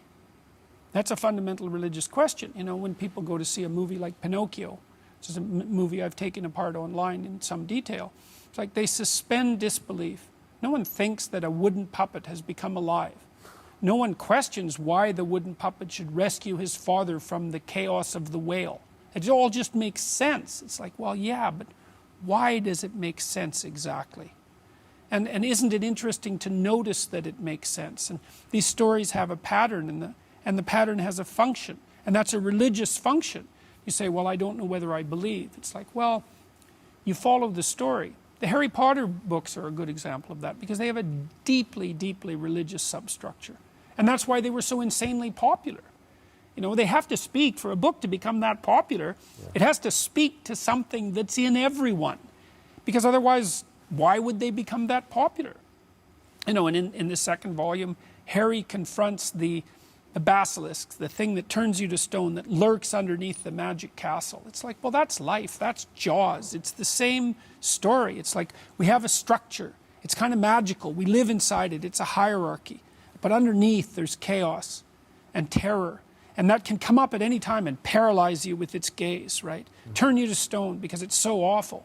And every building is like that. And so what do you have to do is you have to go down into the depths and confront that thing voluntarily. And then you find, and you'll find what's of great value in that pursuit and be reborn. It's like, well, that's the Harry Potter story. That's the second volume. It's like, well, everyone knows that story. Do you believe it? Well, do you act it out? That's the question. Do you act it out? It's the right pattern, I think. And maybe, you know, maybe it's not even the right pattern. Maybe the human race is a hopeless race, and there's no destination for us. But for better or worse, that's our pattern. Our pattern is the snakes are after us. Well, we can cower in our dens, or we can go out and we can find the source of the snakes, and we can contend with it. And that's what we decided to do. And God only knows how long ago, millions of years, we decided we weren't going to cower in our dens. We were going to go out and root out the snakes. It's like St. Patrick or St. George. And then we found, well, there was the snakes that will eat you. And then there were the snakes that were in other people's hearts. And then there were the snakes that were in your hearts. And all of those had to be contended with and rooted out. And that's part of the even deeper mythology. is that like there's an association in Christianity between the snake in the Garden of Eden and Satan. It's like, well, where did that come from? What kind of crazy idea is that? Well, I just laid out the idea. It's like there's always a snake. What's the worst possible snake? Well, it isn't an actual snake. It's a metaphorical snake. It's the snake that's in the heart of your enemy when he comes to burn down your city. Well, what if you get rid of your enemies? Well, the snake's still there. Well, then it's in your heart. So what's the ultimate battle? The ultimate battle is with the snake in your heart. It's like, yes, true, metaphorically, but more than that, metaphysically. As true as anything can be. That statement is as true as anything can be. And we live in a society where the dividing line between good and evil is between my tribe and someone else's tribe. Right. And yes. maybe it's inside each and every one of our hearts. Yes, well, that's Solzhenitsyn's comment, right? That's his conclusion from the analysis of the Gulag Archipelago. It's like, constrain the evil within. That's your primary moral obligation. That's why I don't like identity politics. It's like, it's not my tribe and your tribe. Don't be thinking that. That's a mistake. It's more sophisticated than that. You have to understand it as a spiritual battle, not as an economic battle, not as a physical battle. You have to conceptualize it as a spiritual battle. That abstracts it, that puts it up into the level of abstraction where it's properly dealt with, because otherwise it degenerates into tribal violence. Right, so to take that abstract and reduce it to practice, religions are able to provide a grammar. Science has provided a grammar for some as well, but religion provides the basic building blocks for a lot of folks. What do you say about the argument that God is dead? Look out for what will replace him. That's the thing. This is why I'm such an admirer of Nietzsche and Dostoevsky, both of them in particular. Because Nietzsche famously announced in the late 1800s that God was dead, but it was also, that wasn't the announcement. The announcement was, God is dead and we have killed him and we'll never find enough water to wash away the blood. And he thought everything would fall because that foundation piece had been torn away. And I believe that. So I'm trying to find out, well, what is that foundation piece? See, now Carl Jung, the great psychoanalyst, was a student of Nietzsche. Nietzsche thought that human beings would have to create their own values in the aftermath of the death of God. And there's a utopian idea associated with that Dostoevsky, that wasn't an idea that he would allow. He didn't believe that human beings could do that. Jung, following Freud, discovered that, let's say, that you can't create your own values because you are a certain sort of being. You have a nature. And the best you can do is go down into the depths and rediscover the values. And that's the same as the revivification of God. It's the same thing. It's the rescuing of the father from the belly of the beast. It's the same thing that Pinocchio does. And it's an eternal return to the depths and reclamation of of a relationship with the divine spirit, let's say. And that's religious or metaphysical language, but I mean it most concretely in the sense we already discussed. It's like, well, that's your ability to contend with potential and turn it into reality. It's your fundamental responsibility. It's actually what you do as a living, self-conscious being. And we elevate that to the highest value, say that's divine. It's like, yes, that's divine. Well, how is that related to the transcendent divine? I don't know, but it seems related to it. I also think that that's a perfectly reasonable claim. And there's all sorts of experiences that people have under all sorts of different conditions that seem to indicate some relationship between their isolated consciousness and being as such. It's outside of our grasp for some reason, but that doesn't mean it's not there. It doesn't mean that people haven't reported on it. So one thing that you've raised to my consciousness is whether we would even have a civilization if we were unable to believe in things bigger than us. So I'm of Turkish origin, and I went back to Turkey this summer, in part because I was visiting the Syrian refugees, but within an hour drive of this refugee camp was the oldest civilization known to mankind. It's called Göbekli Tepe. The literal translation is Potbelly Hill. It's 12,000 years old, 3 times older than the pyramids, 4 times older than Stonehenge. And they had big sculptures. And the reason I was stunned by it is I was always taught in school, I don't know what you learned, but you're in a farming community, you probably had some discussion of how farming came about. But I learned farming happened, and then because of that, we had free time. We sent off a couple people to be religious leaders. They went off and wrote all the religious tomes, and that's how civilization evolved. But Göbekli Tepe didn't have an agricultural community. It was a hunter-gatherer community, which meant that hunter-gatherers were able to build temples to their gods. And because they could believe in things bigger than themselves, they began to think they can control the world around themselves. So follow this, is important. Yep. Agriculture came because of a belief in deities, not the opposite. Right. Completely flips everything in my that I had ever Well, read. if you're a hunter, the question is, what should you hunt? See, and we're built on a hunting platform, human beings, because we can throw and aim. So then the question is, once your brain starts to develop, is, okay, what's the ultimate aim? Right? And you might think, well, it's to hunt. It's like, no, it's to provision. Okay, so how do you provision? By aiming at transcendent things. Because then everyone cooperates and everyone shares. And we all work together. And we get rid of hunger as such. Instead of aiming at a particular animal, right? We aim at something higher, and it works. And so that's encapsulated in our narratives. And then the aim issue is really fundamental to that. Like, what's at the center? What's the point that we're aiming at? And that's the ultimate point. It's the highest possible aim. It's even in our language. And everything we do has to do with aim. It shows you how deeply the idea of hunting is in us. We're carnivorous chimpanzees, fundamentally. You use the word sin. That's right. Sin is to miss your target. Miss your target, yeah. It's an archery term, hamartia. It means to miss the mark. Yeah, that's a really useful thing to know.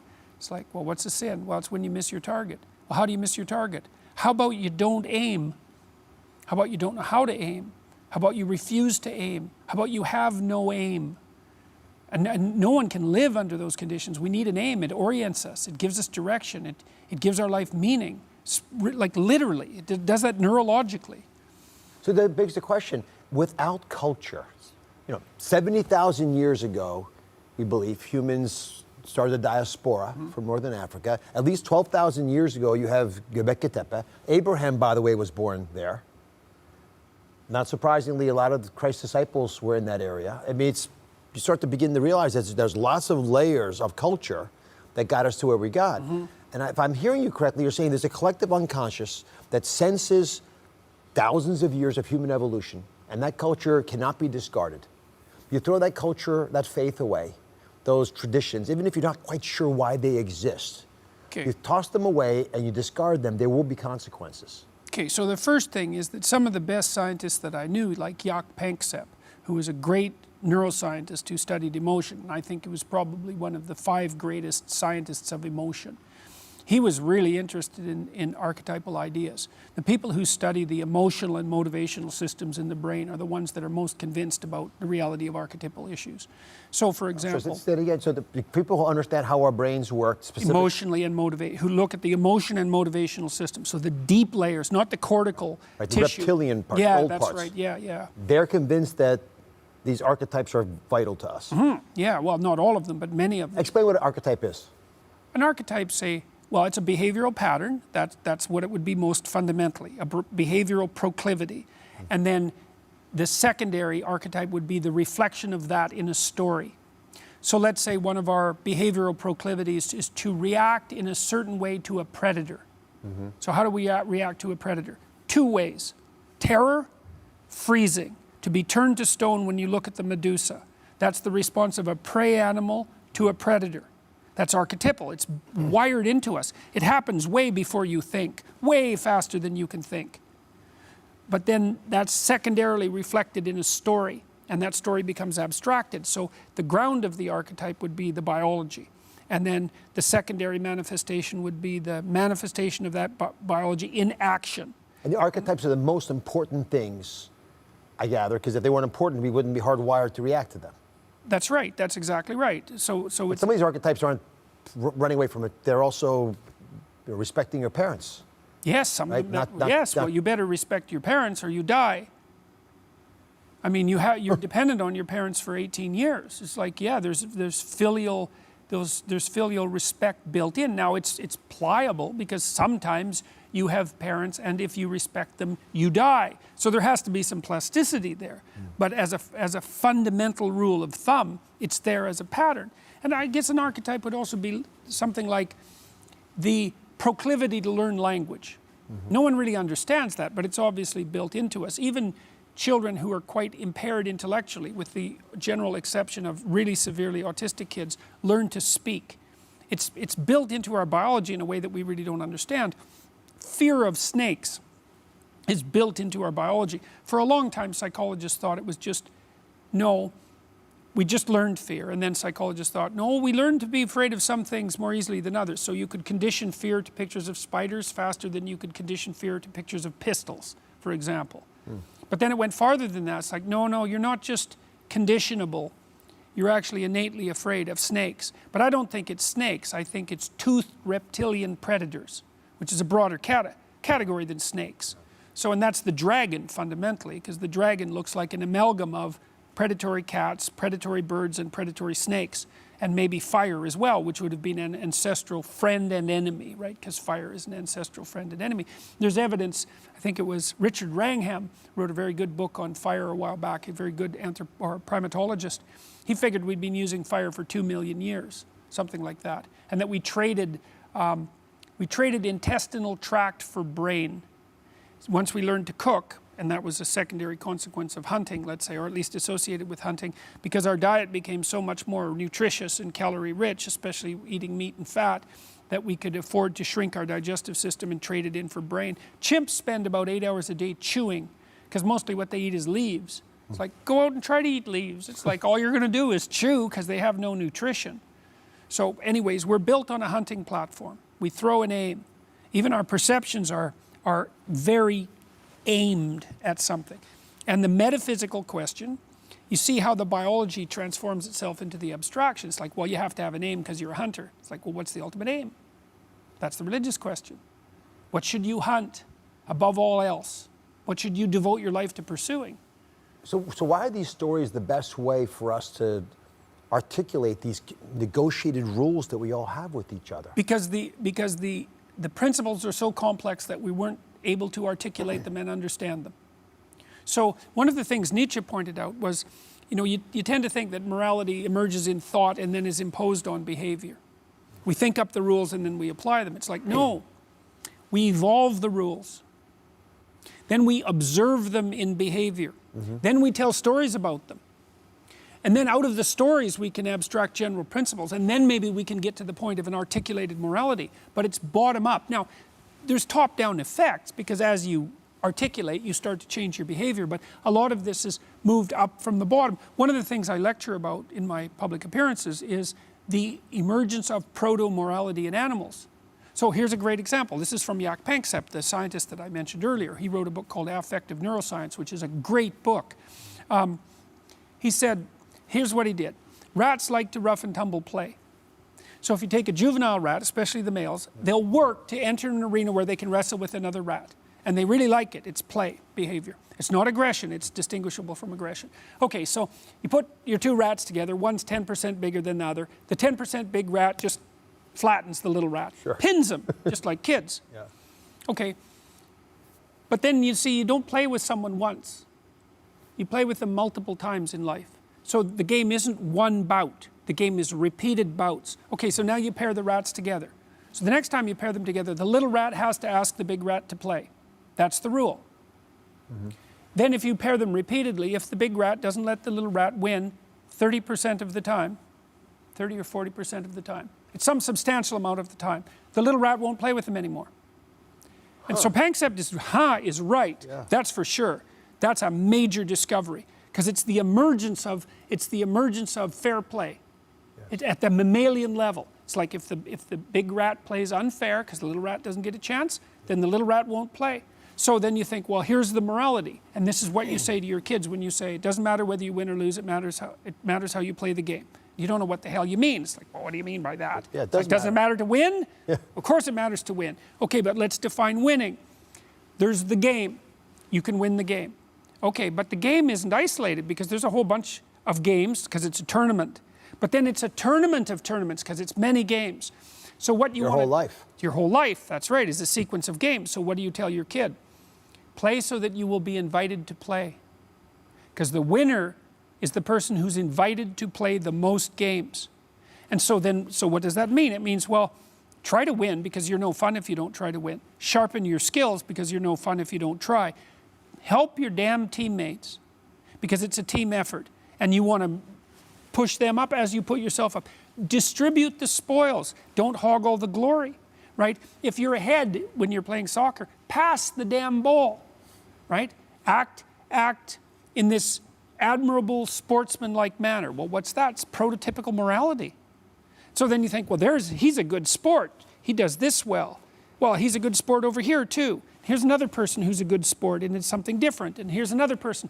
And then we get a picture of what the good sport looks like, and that's the good citizen. And we start telling stories about that. But it's not like we understand, right? We can't understand. We have to build the story up from the behavior. And so if you look at these old stories, there's behavioral wisdom encoded in the stories. Here's an idea. Moses leads his people through the desert, right? And they're all fractious. They got out of a tyranny, but now they're in a damn desert. It's like out of the tyranny, out of the frying pan into the fire, right? So that's what happens. You go from a tyranny into a desert, not to the promised land, which is why people will stay in a tyranny. It's like, why do you stay in that tyranny? Well, we'd rather be here than in the desert because that's the next place. It's okay, well, now you're in the desert. So what do? Fragment and fight over what's important. So that's what Moses faces. It's like all these Israelites, they're fighting like mad. So they come to him. Is outlined in the story. So he adjudicates their disputes, and he spends like 10,000 hours listening to all the Israelites whine about everybody and the desert and complain about God. And so this is driving Moses crazy. He's trying to figure out, well, how should these people live? And he's actually adjudicating the cases. Well, then all of a sudden he goes up on a mountain and poof, the rules appear. It's like, those are the rules by which you live. They're discoveries. It's like, oh, this is how you have to conduct yourself behaviorally in order for everyone to prosper. It's bottom up. If he wouldn't have gone out of the tyranny into the desert and done all that adjudication, the rules wouldn't have been revealed. Or you could say, let's say you're watching a wolf pack or a troop of chimps. They have structure, behavioral structure, so that would be acting out the archetype. You're the anthropologist or the ethologist, and you're watching, or the primatologist. You think, well, it's as if the chimps are following these rules. Well, that's us. That's us. We're watching ourselves over thousands of years. It's like, okay, what are we up to? Well, here's an interesting story about how things go badly. It's like, yeah, you're extracting out the essence of the behaviors. And you turn them into a story, and the story's compelling because you want to imitate it, right? Just like a child acting out his father, or a child acting out her mother.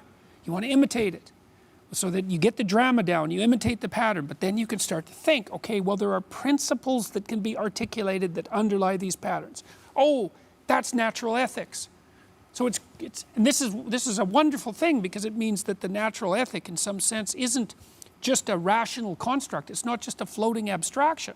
It's like the articulated ethic matches the image, it matches the story, and the story matches the behavior, and the behavior matches the biology, and the biology reflects the structure of being. It's just, that's the musical layering of all these layers, one on top of another. So if we get that it's not just random chance, not just a bunch of rules, but it's actually tens of thousands or maybe even hundreds of thousands of years of us seeing stuff, observing stuff, and our biology matches it. What's going on today?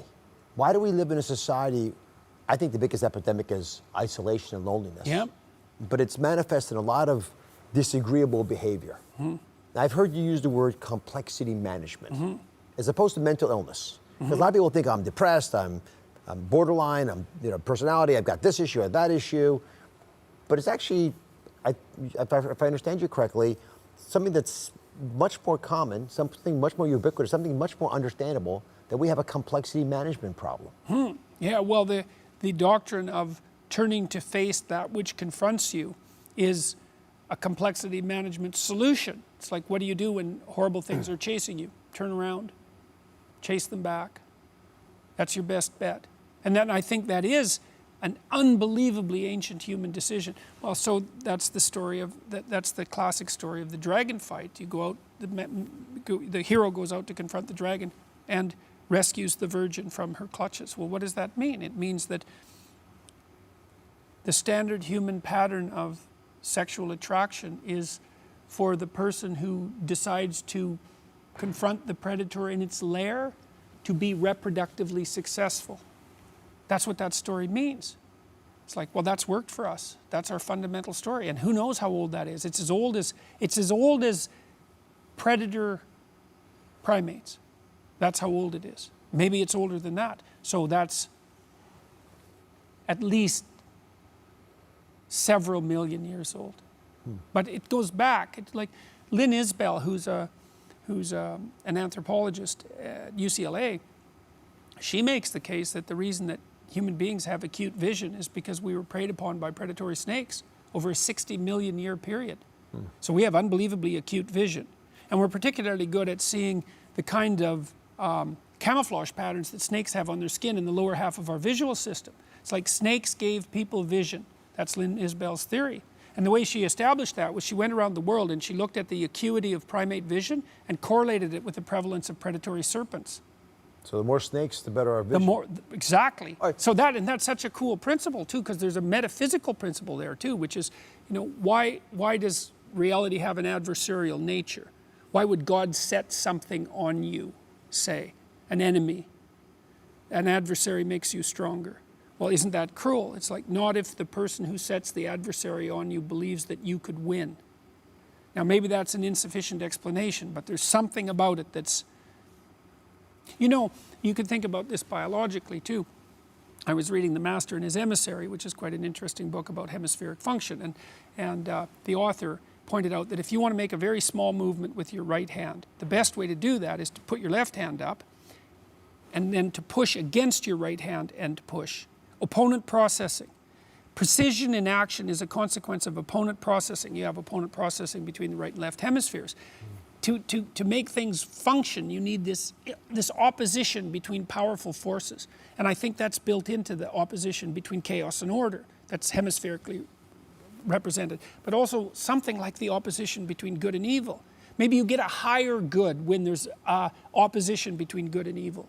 I mean, obviously, these are ideas that are at the absolute extent of my cognitive ability to try to think them through, but maybe the good you get when good and evil are both possibilities is a higher good than the good you get with just good. That tug of war, which you actually argue artists do brilliantly, right? They stand on the border between order and chaos. They look into chaos, they see patterns, and then they tell the people on the other side, hey, I just noticed a couple things over there, right? So if that's where we need to be, then in modern society, why is it that we can't get those two groups talking to each other? People who are primarily left-brain, organized order folks, and the folks on the right side are more chaos folks. What gives? Good question. Well, that's something I've really been struggling with in my lectures. I try to make a case for the left and the right wing. Okay, so the right wing, there's a variety of things that distinguish them, but we'll talk about one in particular. You have to accomplish useful things in the world just to survive, okay? And if you're going to do that in a social space, you do that by constructing a hierarchy. And if you construct a hierarchy, it's going to be of a certain steepness because the people at the top are going to be more successful than the people at the bottom. There's also hierarchies of productivity, so the people at the top are more productive than the people at the bottom. And those overlap to some degree. So you have to do useful things to survive. If you're going to do useful things in a social system, you have to build a hierarchy. Okay, so hierarchies are necessary and valuable. That's what the right says.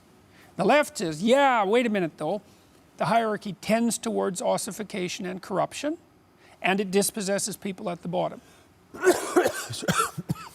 California fires. Sorry, go ahead. No problem. Well, and those are both true. And that's part of that opponent processing. You need the hierarchy. Social animals organize themselves hierarchically. Hierarchies are way older than capitalism, way older than the West. They're older than trees. They're unbelievably ancient. There's no getting rid of the hierarchy. But hierarchies tend towards corruption and dispossession. And those are tied, by the way, with the lobster. Yes, exactly. Yes, someone gave me this. Yeah, exactly. 350 million years of hierarchies. Now, that doesn't mean we should organize our societies on the lines of the lobsters. That's not the point. The point is that you can't attribute the existence of hierarchy to the West or to capitalism. So that's a foolish critique. That's the basic Marxist critique, is at least part of it. Okay, so the left wing says, wait a second now, the hierarchies tend towards corruption, and they dispossess people, and they need to be taken care of. It's like, yes. How much should we take care of them versus how much should we sustain the hierarchy?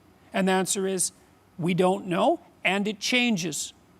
So that's why you need political dialogue. Okay, so what's the fundamental necessity for political dialogue? Freedom of speech. So freedom of speech is the mechanism that keeps the opponent process balanced. And so you don't mess with freedom of speech, which is why I opposed the legislation that I opposed in Canada, which started all this political... The transgender legislation. Just for 2 seconds on this. Yeah. So there was a laws that said you must refer to transgender people the way they want you to, right? Picking the pronoun they use. Yes, that was part of the legislation, background part of the legislation. And do you have any problems with transgender people being identified by what pronoun they use? In private settings, in your practice, or in your classrooms? My proclivity when people ask me to address them in a certain way is that if I believe that they're being straightforward in their communication, then I tend to accede to the demand, like a reasonable person does. So that wasn't the issue. The issue was the compulsion of speech, and also the government's insistence that it was all right to build a social constructionist view of gender into the law, which is now the case in, well, it's the case in New York. It's also the case in Canada. And that's not appropriate because gender is not socially constructed in its entirety. It has a biological basis. So you don't build that into the law. So, but anyways, that it was the compelled speech issue that really got me. It's like, no, you don't have sovereign control over my speech. Never in the history of English common law has the legislative branch produced legislation that compelled voluntary speech. There has been restrictions on hate speech. There's more of those in Canada than there are in the US. And I don't agree with them either. I think that's a mistake, but that's a separate issue. Compulsion in speech, your Supreme Court deemed that invalid in 1942. No compulsion of speech in the private sphere, no matter what the reason. And I think that's the correct principle.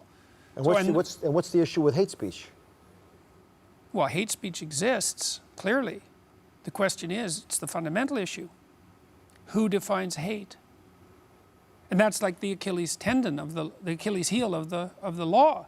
It's like the answer is those people who you least want to define it. So what you want is you want to have people say their hateful things out in the open where you can keep an eye on them and where they can invalidate their own viewpoint, which is generally what happens. Invalidate their viewpoint. Yes. So they say something hateful, racist, for example. The society says, you guys, you're missing the boat. You're completely off target with this. Right. You get reprimanded, spanked, you get back in line. Right, exactly that. That's how it's supposed to work. Yeah, well, that's a good way of putting it, because what it also means is that the people who espouse those opinions for whatever reason get appropriately subjected to social correction. That's good. You want them to be subjected to social correction. So what happens if the government passes a law saying you can't say those words? Then where do they go? Underground. And psychologically and socially. And that's not good, because then you don't know what's going on. Like this thing that happened with Alex Jones is a good example of that. It's like, leave Alex Jones alone. Why? Because you want to see what he's up to. You want to know. Not because you like him, but you want to see what he's up to. Yeah, absolutely. You want to see what people are up to. You know, because sometimes extremists are correct. Almost never. They're almost always dangerous beyond belief, but like one time in 1,000, things have changed so radically that someone who appears extreme is correct. Well, you got to be able to know when that's the case. You got to keep an eye on it. You know, and it's not clear to me at all that most of the followers of Alex Jones necessarily agree with him. Maybe they're mildly entertained by his antics, whatever it might be, but it was a mistake to go after him. So you got to keep an eye on it. Plus, you shouldn't persecute people who are paranoid. That was Kissinger's big statement to Nixon, about Nixon. Even paranoid people have enemies. Right. Now you can confirm their bias. Right, that's exactly right. Yes, that's not a good idea. Why is every person watching us right now, and there are quite a few, suffering from anxiety, depression, addiction, all three together even? How's it possible we're not all there in that quandary? Oh, well, first of all, many people are at different periods in their life. Right, it's a rare person who doesn't have a severe bout of anxiety at some point in their life, often because things collapse around them, you know, like they encounter some real catastrophe. Even with depression, if you look at the epidemiological studies, most people who eventually suffered depression had their first episode precipitated by something truly awful. So, you know, we move in and out of states of terrible negative emotion throughout our life. Why don't we stay there? What makes us better? Almost subconsciously, we have a resilience. Yeah, well, some of it's the grace of God and blind luck. You know, some people are just healthier than other people, and that makes a big difference. So, you know, you don't want to be too morally self-righteous about the absence of anxiety in your life. It could easily be due to your characterological strengths and your willingness to confront things voluntarily and all that, but health plays a big role. Health and good fortune, you know, I mean, you meet people now and then who are in their 40s and they've never suffered a serious loss from death, for example. Do you think part of the reason that people find their path is because they know the story they're in? Oh, definitely. And some folks, they don't know what story they're in, or they're in someone else's story as a bit player, as you've articulated. Yeah, well, we've produced some things, some exercises online to help people get their story straight. There's one exercise called future authoring that helps Speak people. about that. I did that actually. Yeah, well, you know, the idea was that it's based on exactly the questions you asked, which is, well, what's the story of your life? Is it a comedy or a tragedy? Comedy is something with a happy ending, fundamentally, and a tragedy is, well, it starts bad and gets worse. You know, and is it a tragedy that someone else is imposing on you, or some bit of you that you don't understand? What's the story of your life? Part of that is, well, what do you want? What are you aiming at? That's the reverse of sin, right? Right. You're aiming at something. Well, the future authoring program helps you determine what it is that would be good for you to aim at. What do you hope for? What do you hope for? So the exercise basically assumes that you treat yourself as if you're someone that you're taking care of. Mm-hmm. So that's the presupposition. You're valuable, despite your flaws. It would be okay for you, and maybe all right for the universe as a whole, if your life wasn't any more wretched than it has to be. So we could set it up for that. Right. Okay, so now if you were looking 3 to 5 years down into the future, and you could have what you needed within the bounds of reason, what would it be? What do you want? What do you want from your family? What do you want from your friends? How are you going to educate yourself? Yeah. What are you going to do for your career? How are you going to take care of your mental and physical health? How are you going to resist temptation? What are you going to do with your time outside of work that's productive and meaningful? You get to have it. It's like knock and the door will open. Okay, you've got to knock first. Well, and then you got to pick the door. And I really like this because it is, you cannot catch something you're not pursuing. So now, if you're pursuing it, that doesn't mean you'll catch it. But generally, you'll catch something interesting along the way. Yeah. You know, that's the thing that's so cool about this. Let's say you set out a vision, you start pursuing it, you don't get what you were after. But you learn a lot as you move towards that destination. And as you learn, your vision is going to change, and you may end up with something that's better than what you were aiming at to begin with. But that won't happen unless you initiate the journey. That's partly something I learned from the Abrahamic stories, with the story of Abraham in particular, because God calls Abraham to an adventure when he's like 85. It's like, get out of your father's tent, for God's sake. Get out there in the world, right? And really, that's how the story is set up. Leave your family and your tent. It's time to get out in the world. Well, what does he confront? Famine is the first thing, tyranny, and the potential loss of his wife. Yeah. It's like Abraham must have been going, it's like the tent's looking pretty good. But it's this call to adventure. Okay, so you put together a vision, that's your call to adventure. Get out there in the world and contend with it.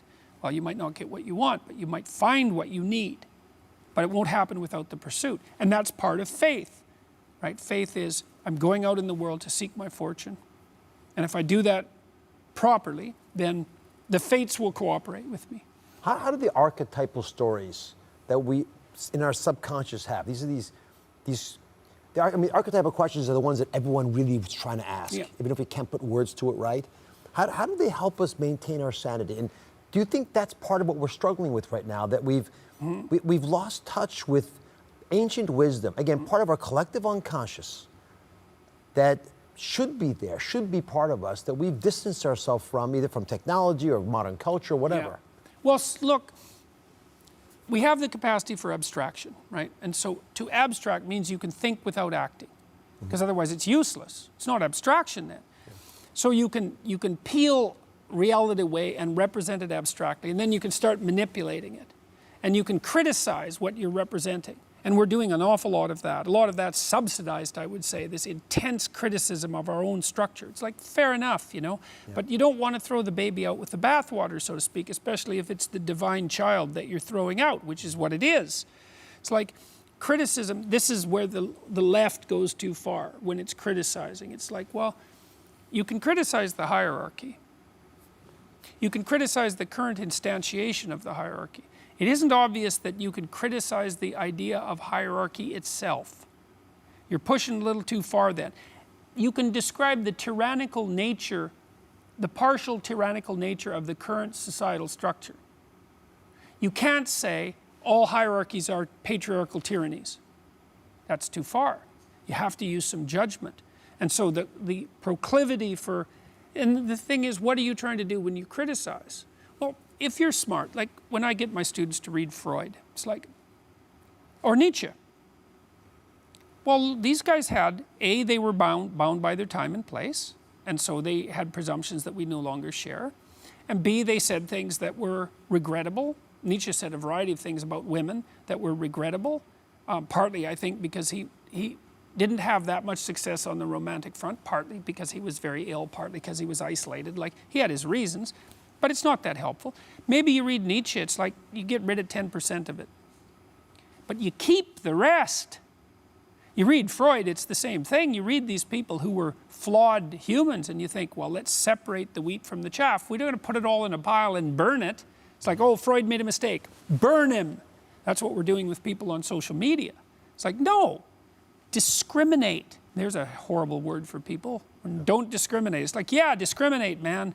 Like your life depended on it. You read these old thinkers and you think, well, no, yes. That goes in the keep pile. That goes in the keep pile. We're not doing that with our culture. And it's partly because we don't have any gratitude, as far as I can tell. And this is another thing I talk to my audiences about. Here's the story. Here's how to survive in Indonesia. Okay, so you live on a mountain, but it's a volcano. All right, so you get to climb up the volcano at night. It has to be at night because it's too hot otherwise. And so you have to climb up this volcano, and it's a mountain. And then you have to go inside the volcano, down to near where the volcano is active, because it's active, so it's belching out sulfuric clouds at you all the time. And if you encounter a bad one, then you just die. So when you have a mask around your face that's just a wet rag, and you go down to the volcano and you pick up a 40-pound clump of sulfur, and then you carry it up out of the volcano at night, because otherwise it's too hot, and then you carry it down the mountain and you get a couple of dollars so that you can do it again. Yeah. That's not your life, but someone has that life. And you don't have that life because look around you, man. This is a remarkable place that we've built. It's absolutely unbelievable. And most of the time it works. And you should be on your knees in gratitude for it. Even though you can also say, well, look, we don't have full equality of opportunity. We're not making full use of the talents that everybody's bringing to the table. The system tilts towards tyranny from time to time, and we have to keep an eye on it. It's like, yeah, but you're not hauling 40-pound sulfur boulders out of volcanoes at night. That's something, you know? So a little gratitude would temper the criticism. You've made the point that part of the reason people get bitter is because they don't think they can be as good as they should be able to be. And a lot of it comes back to self-esteem. How do we build self-esteem at any age?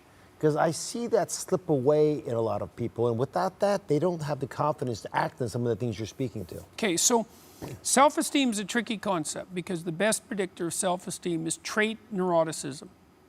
So the higher you are in trait neuroticism, please explain that for everybody. There are 5 cardinal personality traits: extroversion, neuroticism, agreeableness, conscientiousness, and openness. I have a test that people can take, Understand Myself, that allows them to assess those 5 traits broken down into 2 additional aspects. I took mine, by the way. My results were scary. Yeah, well, the test is designed so that everybody's results get to be scary. It's scary to find out who you are. Right. So, but how the trait neuroticism is a measure of the proclivity for negative emotion, anxiety and emotional pain, essentially.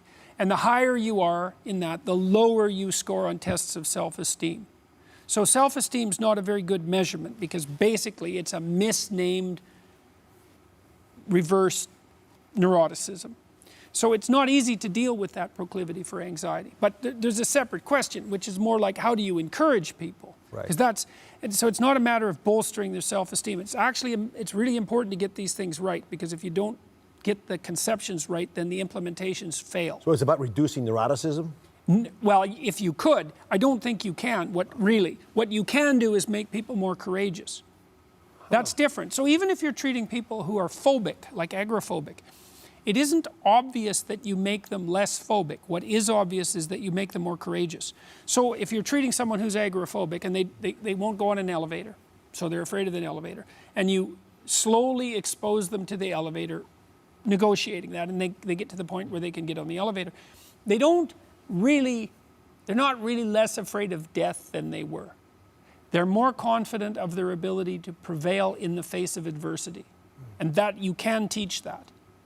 And you do that by challenge. You do that through challenge. So if you want to build someone's self-esteem, let's say, but I would say encourage them, then set them a set of optimal challenges and allow them to watch themselves succeed at those challenges, and that will build it right into their bones. All right, so let's go back to this lobster story since you're wearing the lobster tie. All right, so 350 million years ago, you had a hierarchy. There's hierarchies in most everything, it seems. Some lobsters win the hierarchy. They get to have all the female lobsters, I guess. What do you do with the lobsters at the bottom of the hierarchy? Now, today you say we got to talk about them, can't ignore them, but it's not easy just to engineer society to automatically manifest a better life. Although I think a lot of people say we can do better than we are. For a lot of people, don't seem to really they don't get a chance. But what is the beta lobster? How do they get courageous? Well, I think we have done a lot of things successfully in our society. So the first is that it's not a monolithic hierarchy by any stretch of the imagination. As we've made society more complex, the number of sub-hierarchies has multiplied tremendously. And so let's say each of us comes to the table with a different set of weaknesses and strengths, it's highly probable that you'll be able to find a sub-hierarchy where your particular pattern of weaknesses and strengths actually constitutes the crucial element. So if you're high in agreeableness, for example, well, healthcare is a good field for you. And if you're really conscientious, then you can be a manager. And if you're open, then you can be entrepreneurial or creative. So play in a different hierarchy. Find the hierarchy that matches your temperament. That's a really good rule. And then we could say, well, let's diversify the hierarchies. And we are doing that and at a very rapid rate. My God, there's an endless number of diverse hierarchies online, for example. So a sophisticated society produces a subset of hierarchy that's matched for as many people as possible. Okay, but then there's additional complications, and some of them we don't know how to deal with. So, for example, one of the things that predicts the ability to succeed in hierarchies across hierarchies seems to be associated with intelligence. So all things considered, across most hierarchies, it's better to be intelligent. So then the question is, well, what do you do with people who are of less cognitive power? And that's an increasingly complex problem. So, and I don't think we have a straightforward solution to that, because one of the dangers is that as our society becomes more technological and more cognitively complex, the effect of intelligence actually grows, and that's what the literature So what do you indicates. do with members of our society who cannot compete? Well, because we have an obligation. That was one of the basic insights I gained from reading and listening to you, was that we all have that spark of divinity. Yeah. That you can't leave. When Nietzsche said God is dead, because science had prospered, but it only happened because religion first respected our specialness. Yep. Each of us. Yep. And only after that could we begin to transcend it. Okay, well, this is the way I look at this is that, let's say that you're blessed with success, like you've been blessed with success. Okay, so you have a lot of resources at your disposal. Okay, now you could feel guilty about that, and perhaps to some degree that you should. That's between you and your conscience. But let's say that you've generated your resources in a fair game, and that a lot of people have benefited along with you. So you've played a straight game. Now you have all these resources. Okay, so what should you do with the resources? Well, impulsive pleasure. It's like, well, little of that goes a long ways, and it's liable to take you down in a very, very short period of time. Okay, I've done many shows on that, so. Right, okay, so how about not that? Doesn't work. Right, it's not a good medium to long-term solution. Okay, how about your ethical responsibility grows in proportion to the resources that you have at your control? And the right thing to do is that as you become more competent, authoritative, and able, is to expand the range in which you're operating, to do more good. It's like you got a problem, you see something in the world that's bothering you, you think, well, that's a problem, it's bothering me. Because that's an interesting thing. Not everyone bothers everything. Some things bother each of us. That's your problem, whatever bothers you. It's like That's like a little marker. I don't know why it emerges. That's your problem. You should go out there and do something about that. Okay, so you have some excess resources. It's like, great, get at it. And this is one of the things I like about someone like Bill Gates, for example. It's like, what's he doing? Well, how about combating malaria? Yeah. Okay, you got $60 billion, you want to wipe out malaria? It might be a good thing that you have $60 billion if one of the consequences is that you're going to wipe out malaria, or at least you're going to try. And he's after the 5 major diseases, right? And actually, from what I've been able to read, is like making some headway. It's like, great. So what is winning, losing, what is success? How does that all fit into this hierarchy game? It's musical. Musical. Sure. It's multiple layers. You bet. It's like, maybe it's a Strauss waltz, eh? It's beautiful. And you're dancing with someone you love. And the orchestra is being conducted and everyone's dancing around you and everything is stacked up harmoniously. It's like you're winning at every level simultaneously. That's where the maximal meaning is. It's like there isn't anything better than that. Why would you pursue anything else? You want to win at every level. And that means that not only do you win, but the fact of your winning is related integrally to the fact of everyone else's winning. That's a perfect game. It's like, not only are you winning, so is everyone that's playing with you. It's like, great.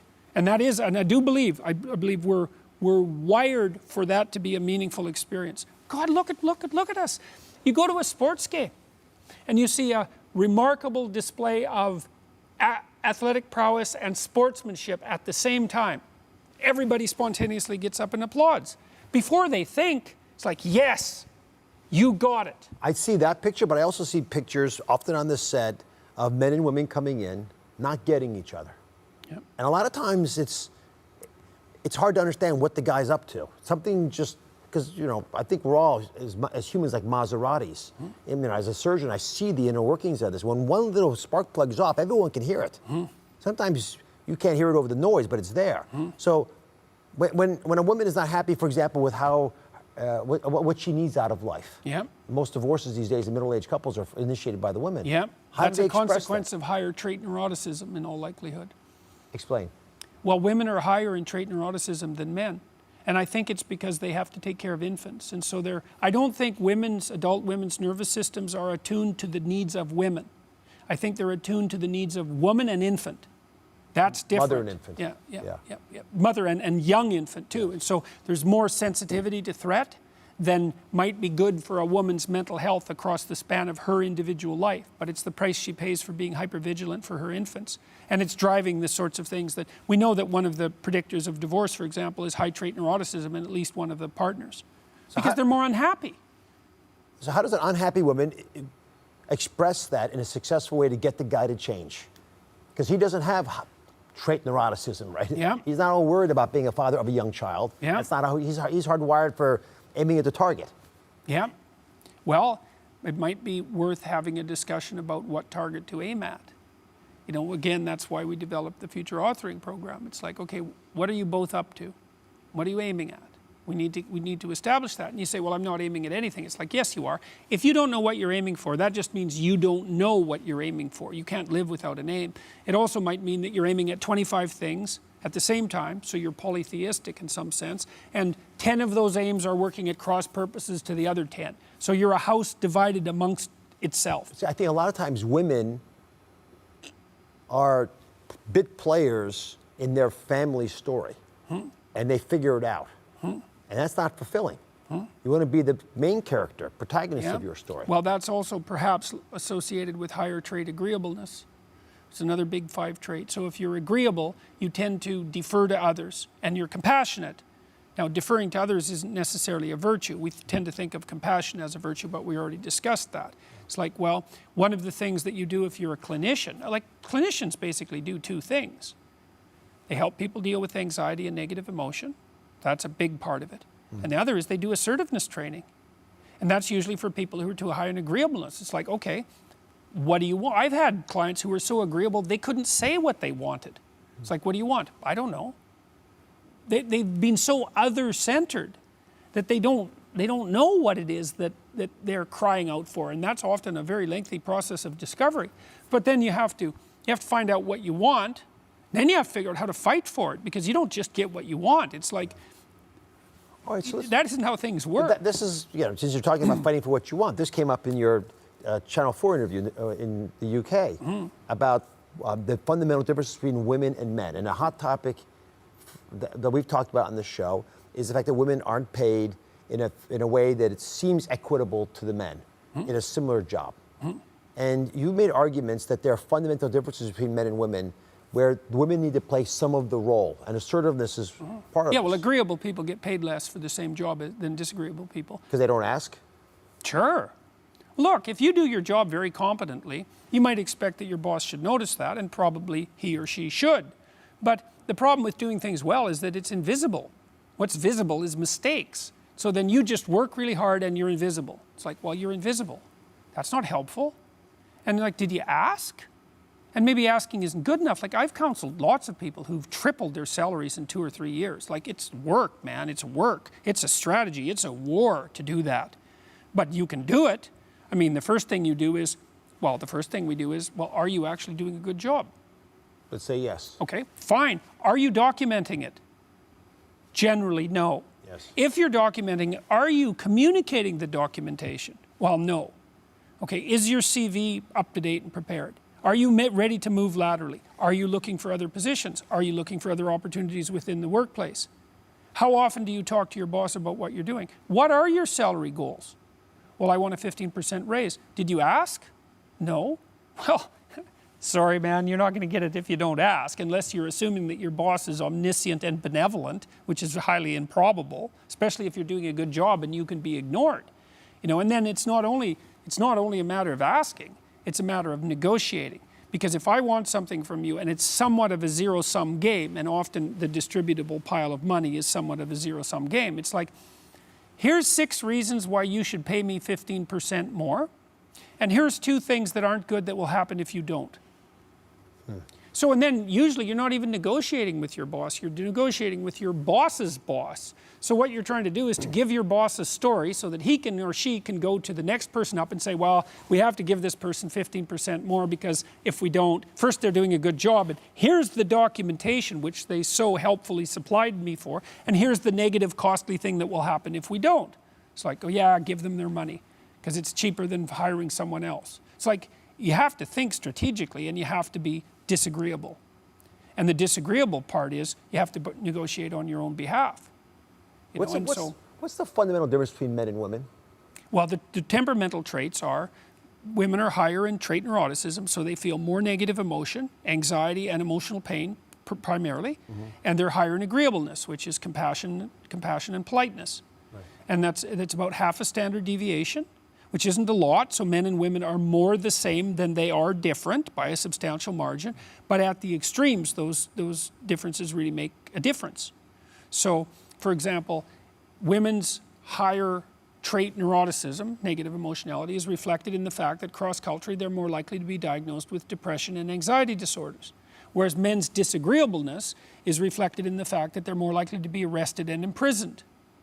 So it's 10 to 1 male convicts to female. You think that's a matter of socialization? You think the court system is stacked against men? Are we going to have an equity program for men and women in prison? Or are we going to accept the fact that men tend to be more violent than women? Which is also, by the way, women attempt suicide more often than men. That's a reflection of their higher levels of anxiety and depression.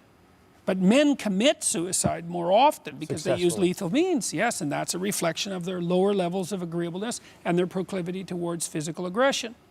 So, and you think, well, that's all sociologically constructed. No. The data are in.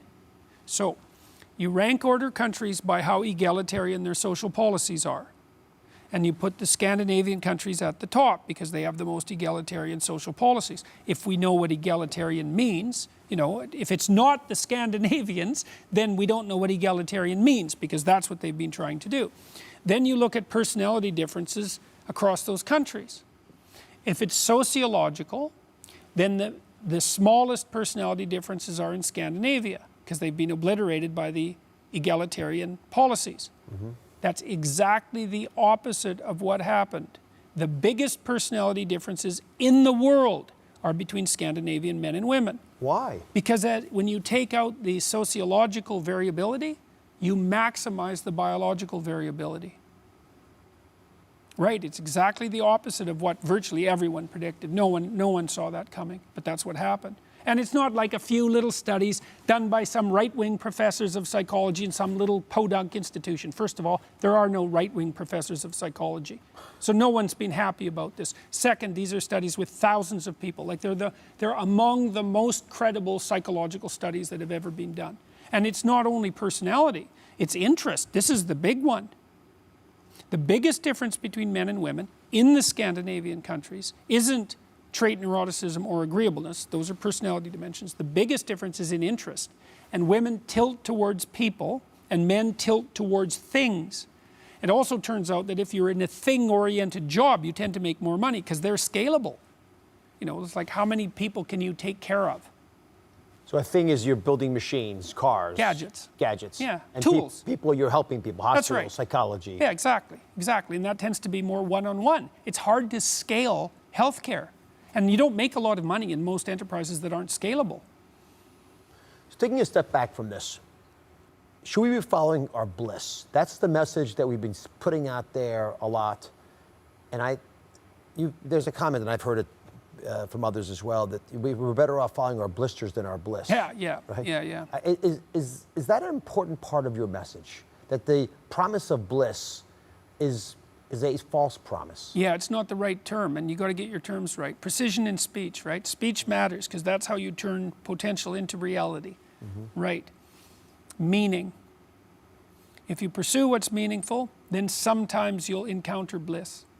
Perhaps as often as it's possible to, which I would say isn't that often. Those are sort of peak experiences. Meaning. And I do believe that meaning is a fundamental instinct. In fact, I think it's the most fundamental instinct. It's what you've got. Meaning is real. It might be the most real thing. I pick on that theme because it's an example of how people aren't getting you, because amongst the critics.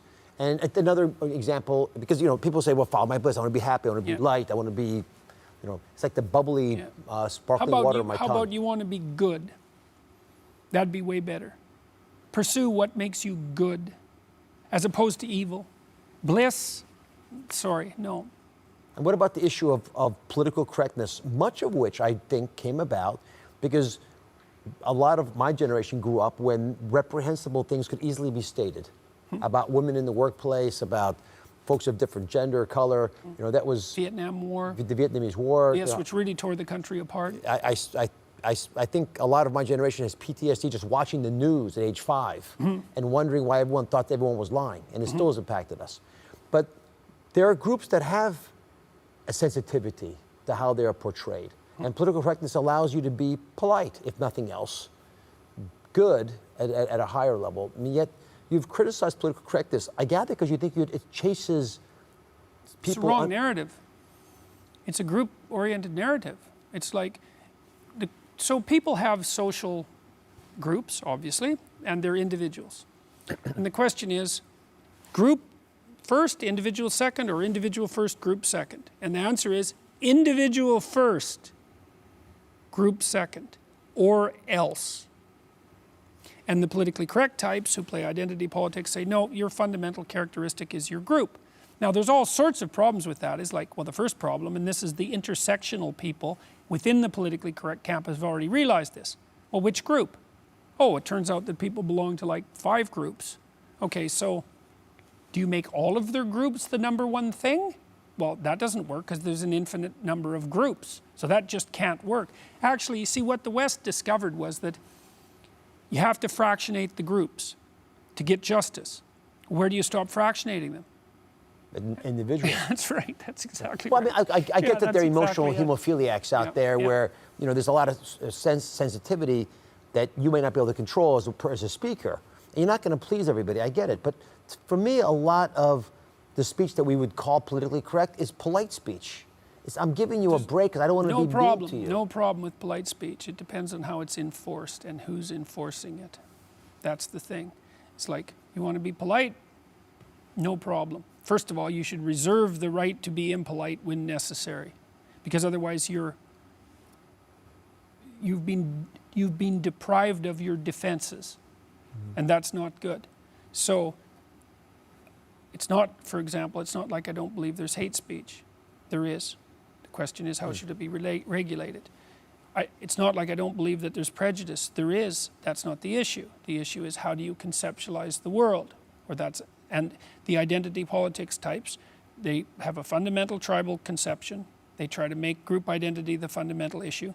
They assume that the best narrative is oppressor versus oppressed, and they play up the victim issue, and I don't think that's good for anyone. I think all it does is divide society and return us to a fractionated tribal existence. It's the whole story is wrong. That's the problem with political correctness. It's like you put the group first. No. Wrong. The thing that we got right in the West is that we put the individual first. And I'm not willing to see that eroded. It's a mistake. And it's not because of rights. It's because of responsibility. So the way out of the oppressive structure of history is through maximal adoption of individual responsibility. It's the best way forward. So let's talk about how we pass that along, the best that we are, along to the next generation. Yeah. There's a line that you've offered that really caught me off guard. There are many, but this one was particularly provocative. You said, don't give your children a reason for you to hate them. Right. That's rule 5, right? Don't let your children do anything that makes you dislike them. Yeah, well, that's another, most of the book, 12 Rules for Life, is about responsibility and meaning. I would say those are the two. Responsibility, meaning, and truth. That's probably the interplay of the principles. Well, the question is, what are you doing if you're a parent? And the answer is, preparing your child to be maximally socially welcome. That's your job. And it's the job of the two of you, because the two of you together make one reasonable person. Okay, so now you're a reasonable person because you've kind of ironed out your idiocies with each other, right? Through that opponent process, that contentious relationship, that wrestling that's part of a real relationship. You're both smarter and wiser than you would have been otherwise, and that's part of the reason for the vow, eh? It's like, I'm not leaving you. Oh my God, you mean we're stuck with each other? Yes. For how long? 6 decades. Oh, so this stupid problem we have isn't going to go away for 6 decades? It's like, well, right. No kidding. We better do something about it. So there's going to be contention there. So let's say we fix each other up so we're kind of 80% functional as a unit. Okay, now we have a child. The child has this 80% functional unit. And to the degree that the child can establish a relationship with that unit, that will generalize to other people. And so you want your child to be a good play partner for other children, because by the time he or she is 4, their primary source of socialization will be other children. So if they're not prepared to take their place in the world of children, they fall farther and farther behind. That's very well documented. Yep. Okay? And you want them to respect adults. Why? Well, firstly, because they're going to become an adult. So they should obviously respect adults because they're going to spend 2/3, 3/4 of their life as an adult. So that better be worthwhile. So it better be respectable. Otherwise, you devalue their future, and that's pretty counterproductive and mean. And then the second thing is, if they respect adults and can listen to them, then adults who kind of naturally like children are more likely to teach them things and give them opportunities. And so that's a good deal. And so if your child is doing something that makes you dislike them, assuming you're in a relationship and you've ironed out most of your idiocy, then other people will also dislike that. And so if you allow or encourage your child to continue in such behavior, you turn them into someone who's miserable and socially isolated. Now, if you don't want them to leave home ever, that's probably a good strategy.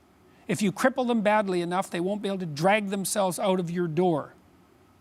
But if you love your child and you want them to thrive, then you do everything you can to have the world open up its arms to them. And that's a huge part of that is discipline, careful, minimal force discipline. Fewest number of rules. Few rules. Minimal enforcement. That's right. Just the least you have to do. That's right. That's exactly right. Minimal rules, because it gets too complicated otherwise, enforced with minimal necessary force. Those are excellent principles. See, part of what got me on that statement is the possibility that if you are unsuccessful, you will hate your children. And we see times when parents are ruining their children. And vice versa. And vice versa. Yeah. Because they've fallen out of love with them. Yes. I see this at the end of life quite a bit when Oh, yes. the father's dying and all the estranged children are coming back into the picture, and you see horrible fights at that level. Absolutely, absolutely. Well, I can tell you a quick story. So when my mother-in-law died, she had prefrontal dementia, and it started quite young. So she died when I believe she was just in her early 70s. And so it was a kind of a brutal death. And her husband really went above and beyond the call of duty with her. I mean, he just made my jaw drop, man. Because as she deteriorated, he stepped in and allowed her to preserve her autonomy too. Like, he wasn't over-caring, he was really attentive. And when someone offered help, he would take it. He wasn't so proud, you know, in the arrogant way. He would take help.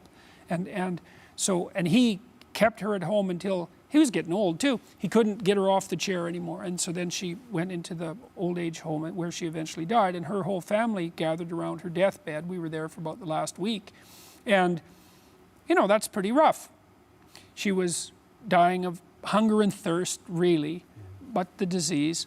And one of her daughters, a palliative care nurse, was making sure that her mouth was wet and taking care of her. And they all pulled together. They all pulled together. It was really something to watch. And then she died. And so what happened? Well, that was awful, but it wasn't hell. Hell would have been her dying and everyone around fighting and everyone walking away embittered and full of enmity as a consequence of her life and death. But what happened instead was that all her kids had a newfound respect for their father, which has prevailed over the intervening 10 years. And all the siblings got tighter. And so they lost their mother, which was no trivial thing. But because they handled it so well, they gained something. And I'm not going to say in some naive way that it was equivalent to the loss or that they came out better. You know, you don't have to make that case. They certainly didn't come out worse. And so these end of life scenes, the ones you're describing, it's like those things bad can get so horrible if it's contaminated by enmity and deceit and misbehavior. And that's the difference between tragedy and hell. Since I'm a doctor, let me ask you one medical question. I know that your diet has become an issue of interest. You're obviously rail thin. People could take the Jordan Peterson diet probably and maybe they'll look like you, but I know that some medical issues forced you to be careful about your diet. Yes. So what specifically do you eat, do you not eat, and how has it benefited you? Well, it's mostly been of benefit to my daughter, who had a very complex autoimmune disease with about 30 extremely severe symptoms.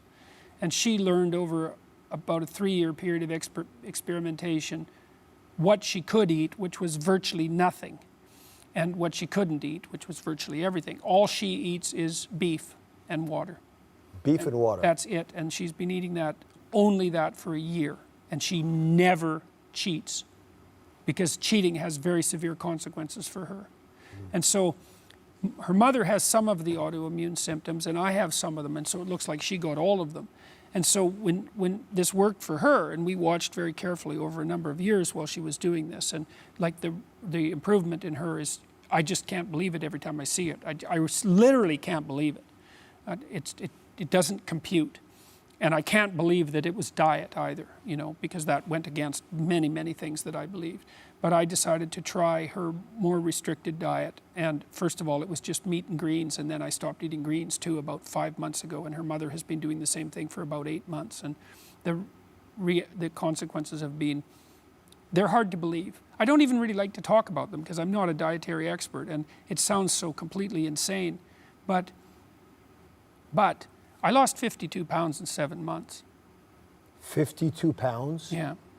And I wasn't overweight. Well, I was, but not by modern standards. No. And you know, a year before that, I had cut all the sugar out of my diet, but I was still eating carbohydrates of all sorts.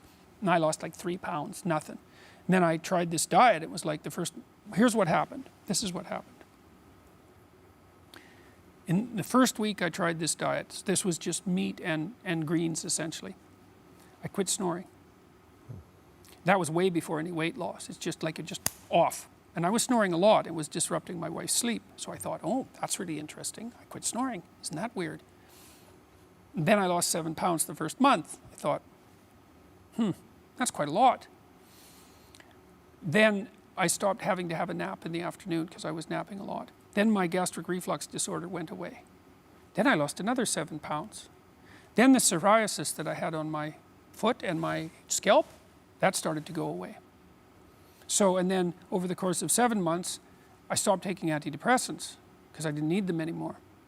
My mood isn't perfectly regulated, but it's pretty damn good. And I lost 50 pounds in total. And I wake up in the morning, and I've never woken up well in the morning in my entire life. So I don't know what to make of that. Like, I can't, first, and I wouldn't recommend it. Well, this is not something you do lightly. No, because, I mean, lightly. Obviously, there were issues that were going on in your gut, but it does make me curious as a physician. As you point out, you learn from the extremes as well. Well, here's a hypothesis. You can make of it what you will. This is a hypothesis I've formulated over the last year. And like I said, this came as an absolute shock to me, and it still is a shock. And I wouldn't recommend it because it's hell on your social life. And it really makes traveling difficult. So it's not to be done lightly. And there are other consequences too. But here's a hypothesis. Let's say you have a patient who has multiple complex medical symptoms of unspecified etiology. Okay, so what might you do? How about if you reduce their complexity? How about if you regard every single thing they eat as a variable? Because maybe it is. So then you take them down, well, people use elimination diets, but that's You got it down to one thing, basically. one thing. And what's weird is it appears that you can live on that one thing. So that people say, well, you can't live on an all-meat diet. It's like, that's not so obvious. It defies the conventional wisdom. Yeah. Right? Well, here's the other thing that's worth thinking about, maybe. There are a lot of people who are overweight. There are way more people who are overweight than there should be, and we don't know why. Like, I've read some literature that suggests that maybe it's a secondary consequence of emulsifiers disrupting our gut lining. There's lots of theories. To your point, if you simplify the variables, you Well, only have one. Well, the other issue is, what's the harm? So you eat nothing but beef for 2 months. Who cares? If it doesn't work, quit doing it. But maybe, like, if you see symptom reduction, and I've heard stories, and these are, what do they say? The plural of anecdote is not data. That's right. It's like, yeah, but the plural of anecdote might be hypothesis. I really appreciate all the Well, information you shared. I've taxed you. There's lots more to discuss, but it's wisdom that's worth thinking about. They Well, may not thanks. agree with everything you're saying, but I think a lot of folks will be stimulated to think further on things that matter. well, thanks very much for the invitation. And it was a pleasure to be here and to have the opportunity to talk with you. Jordan Peterson. Be sure to subscribe to my channel so you don't miss anything. And remember to check back often to see what's new.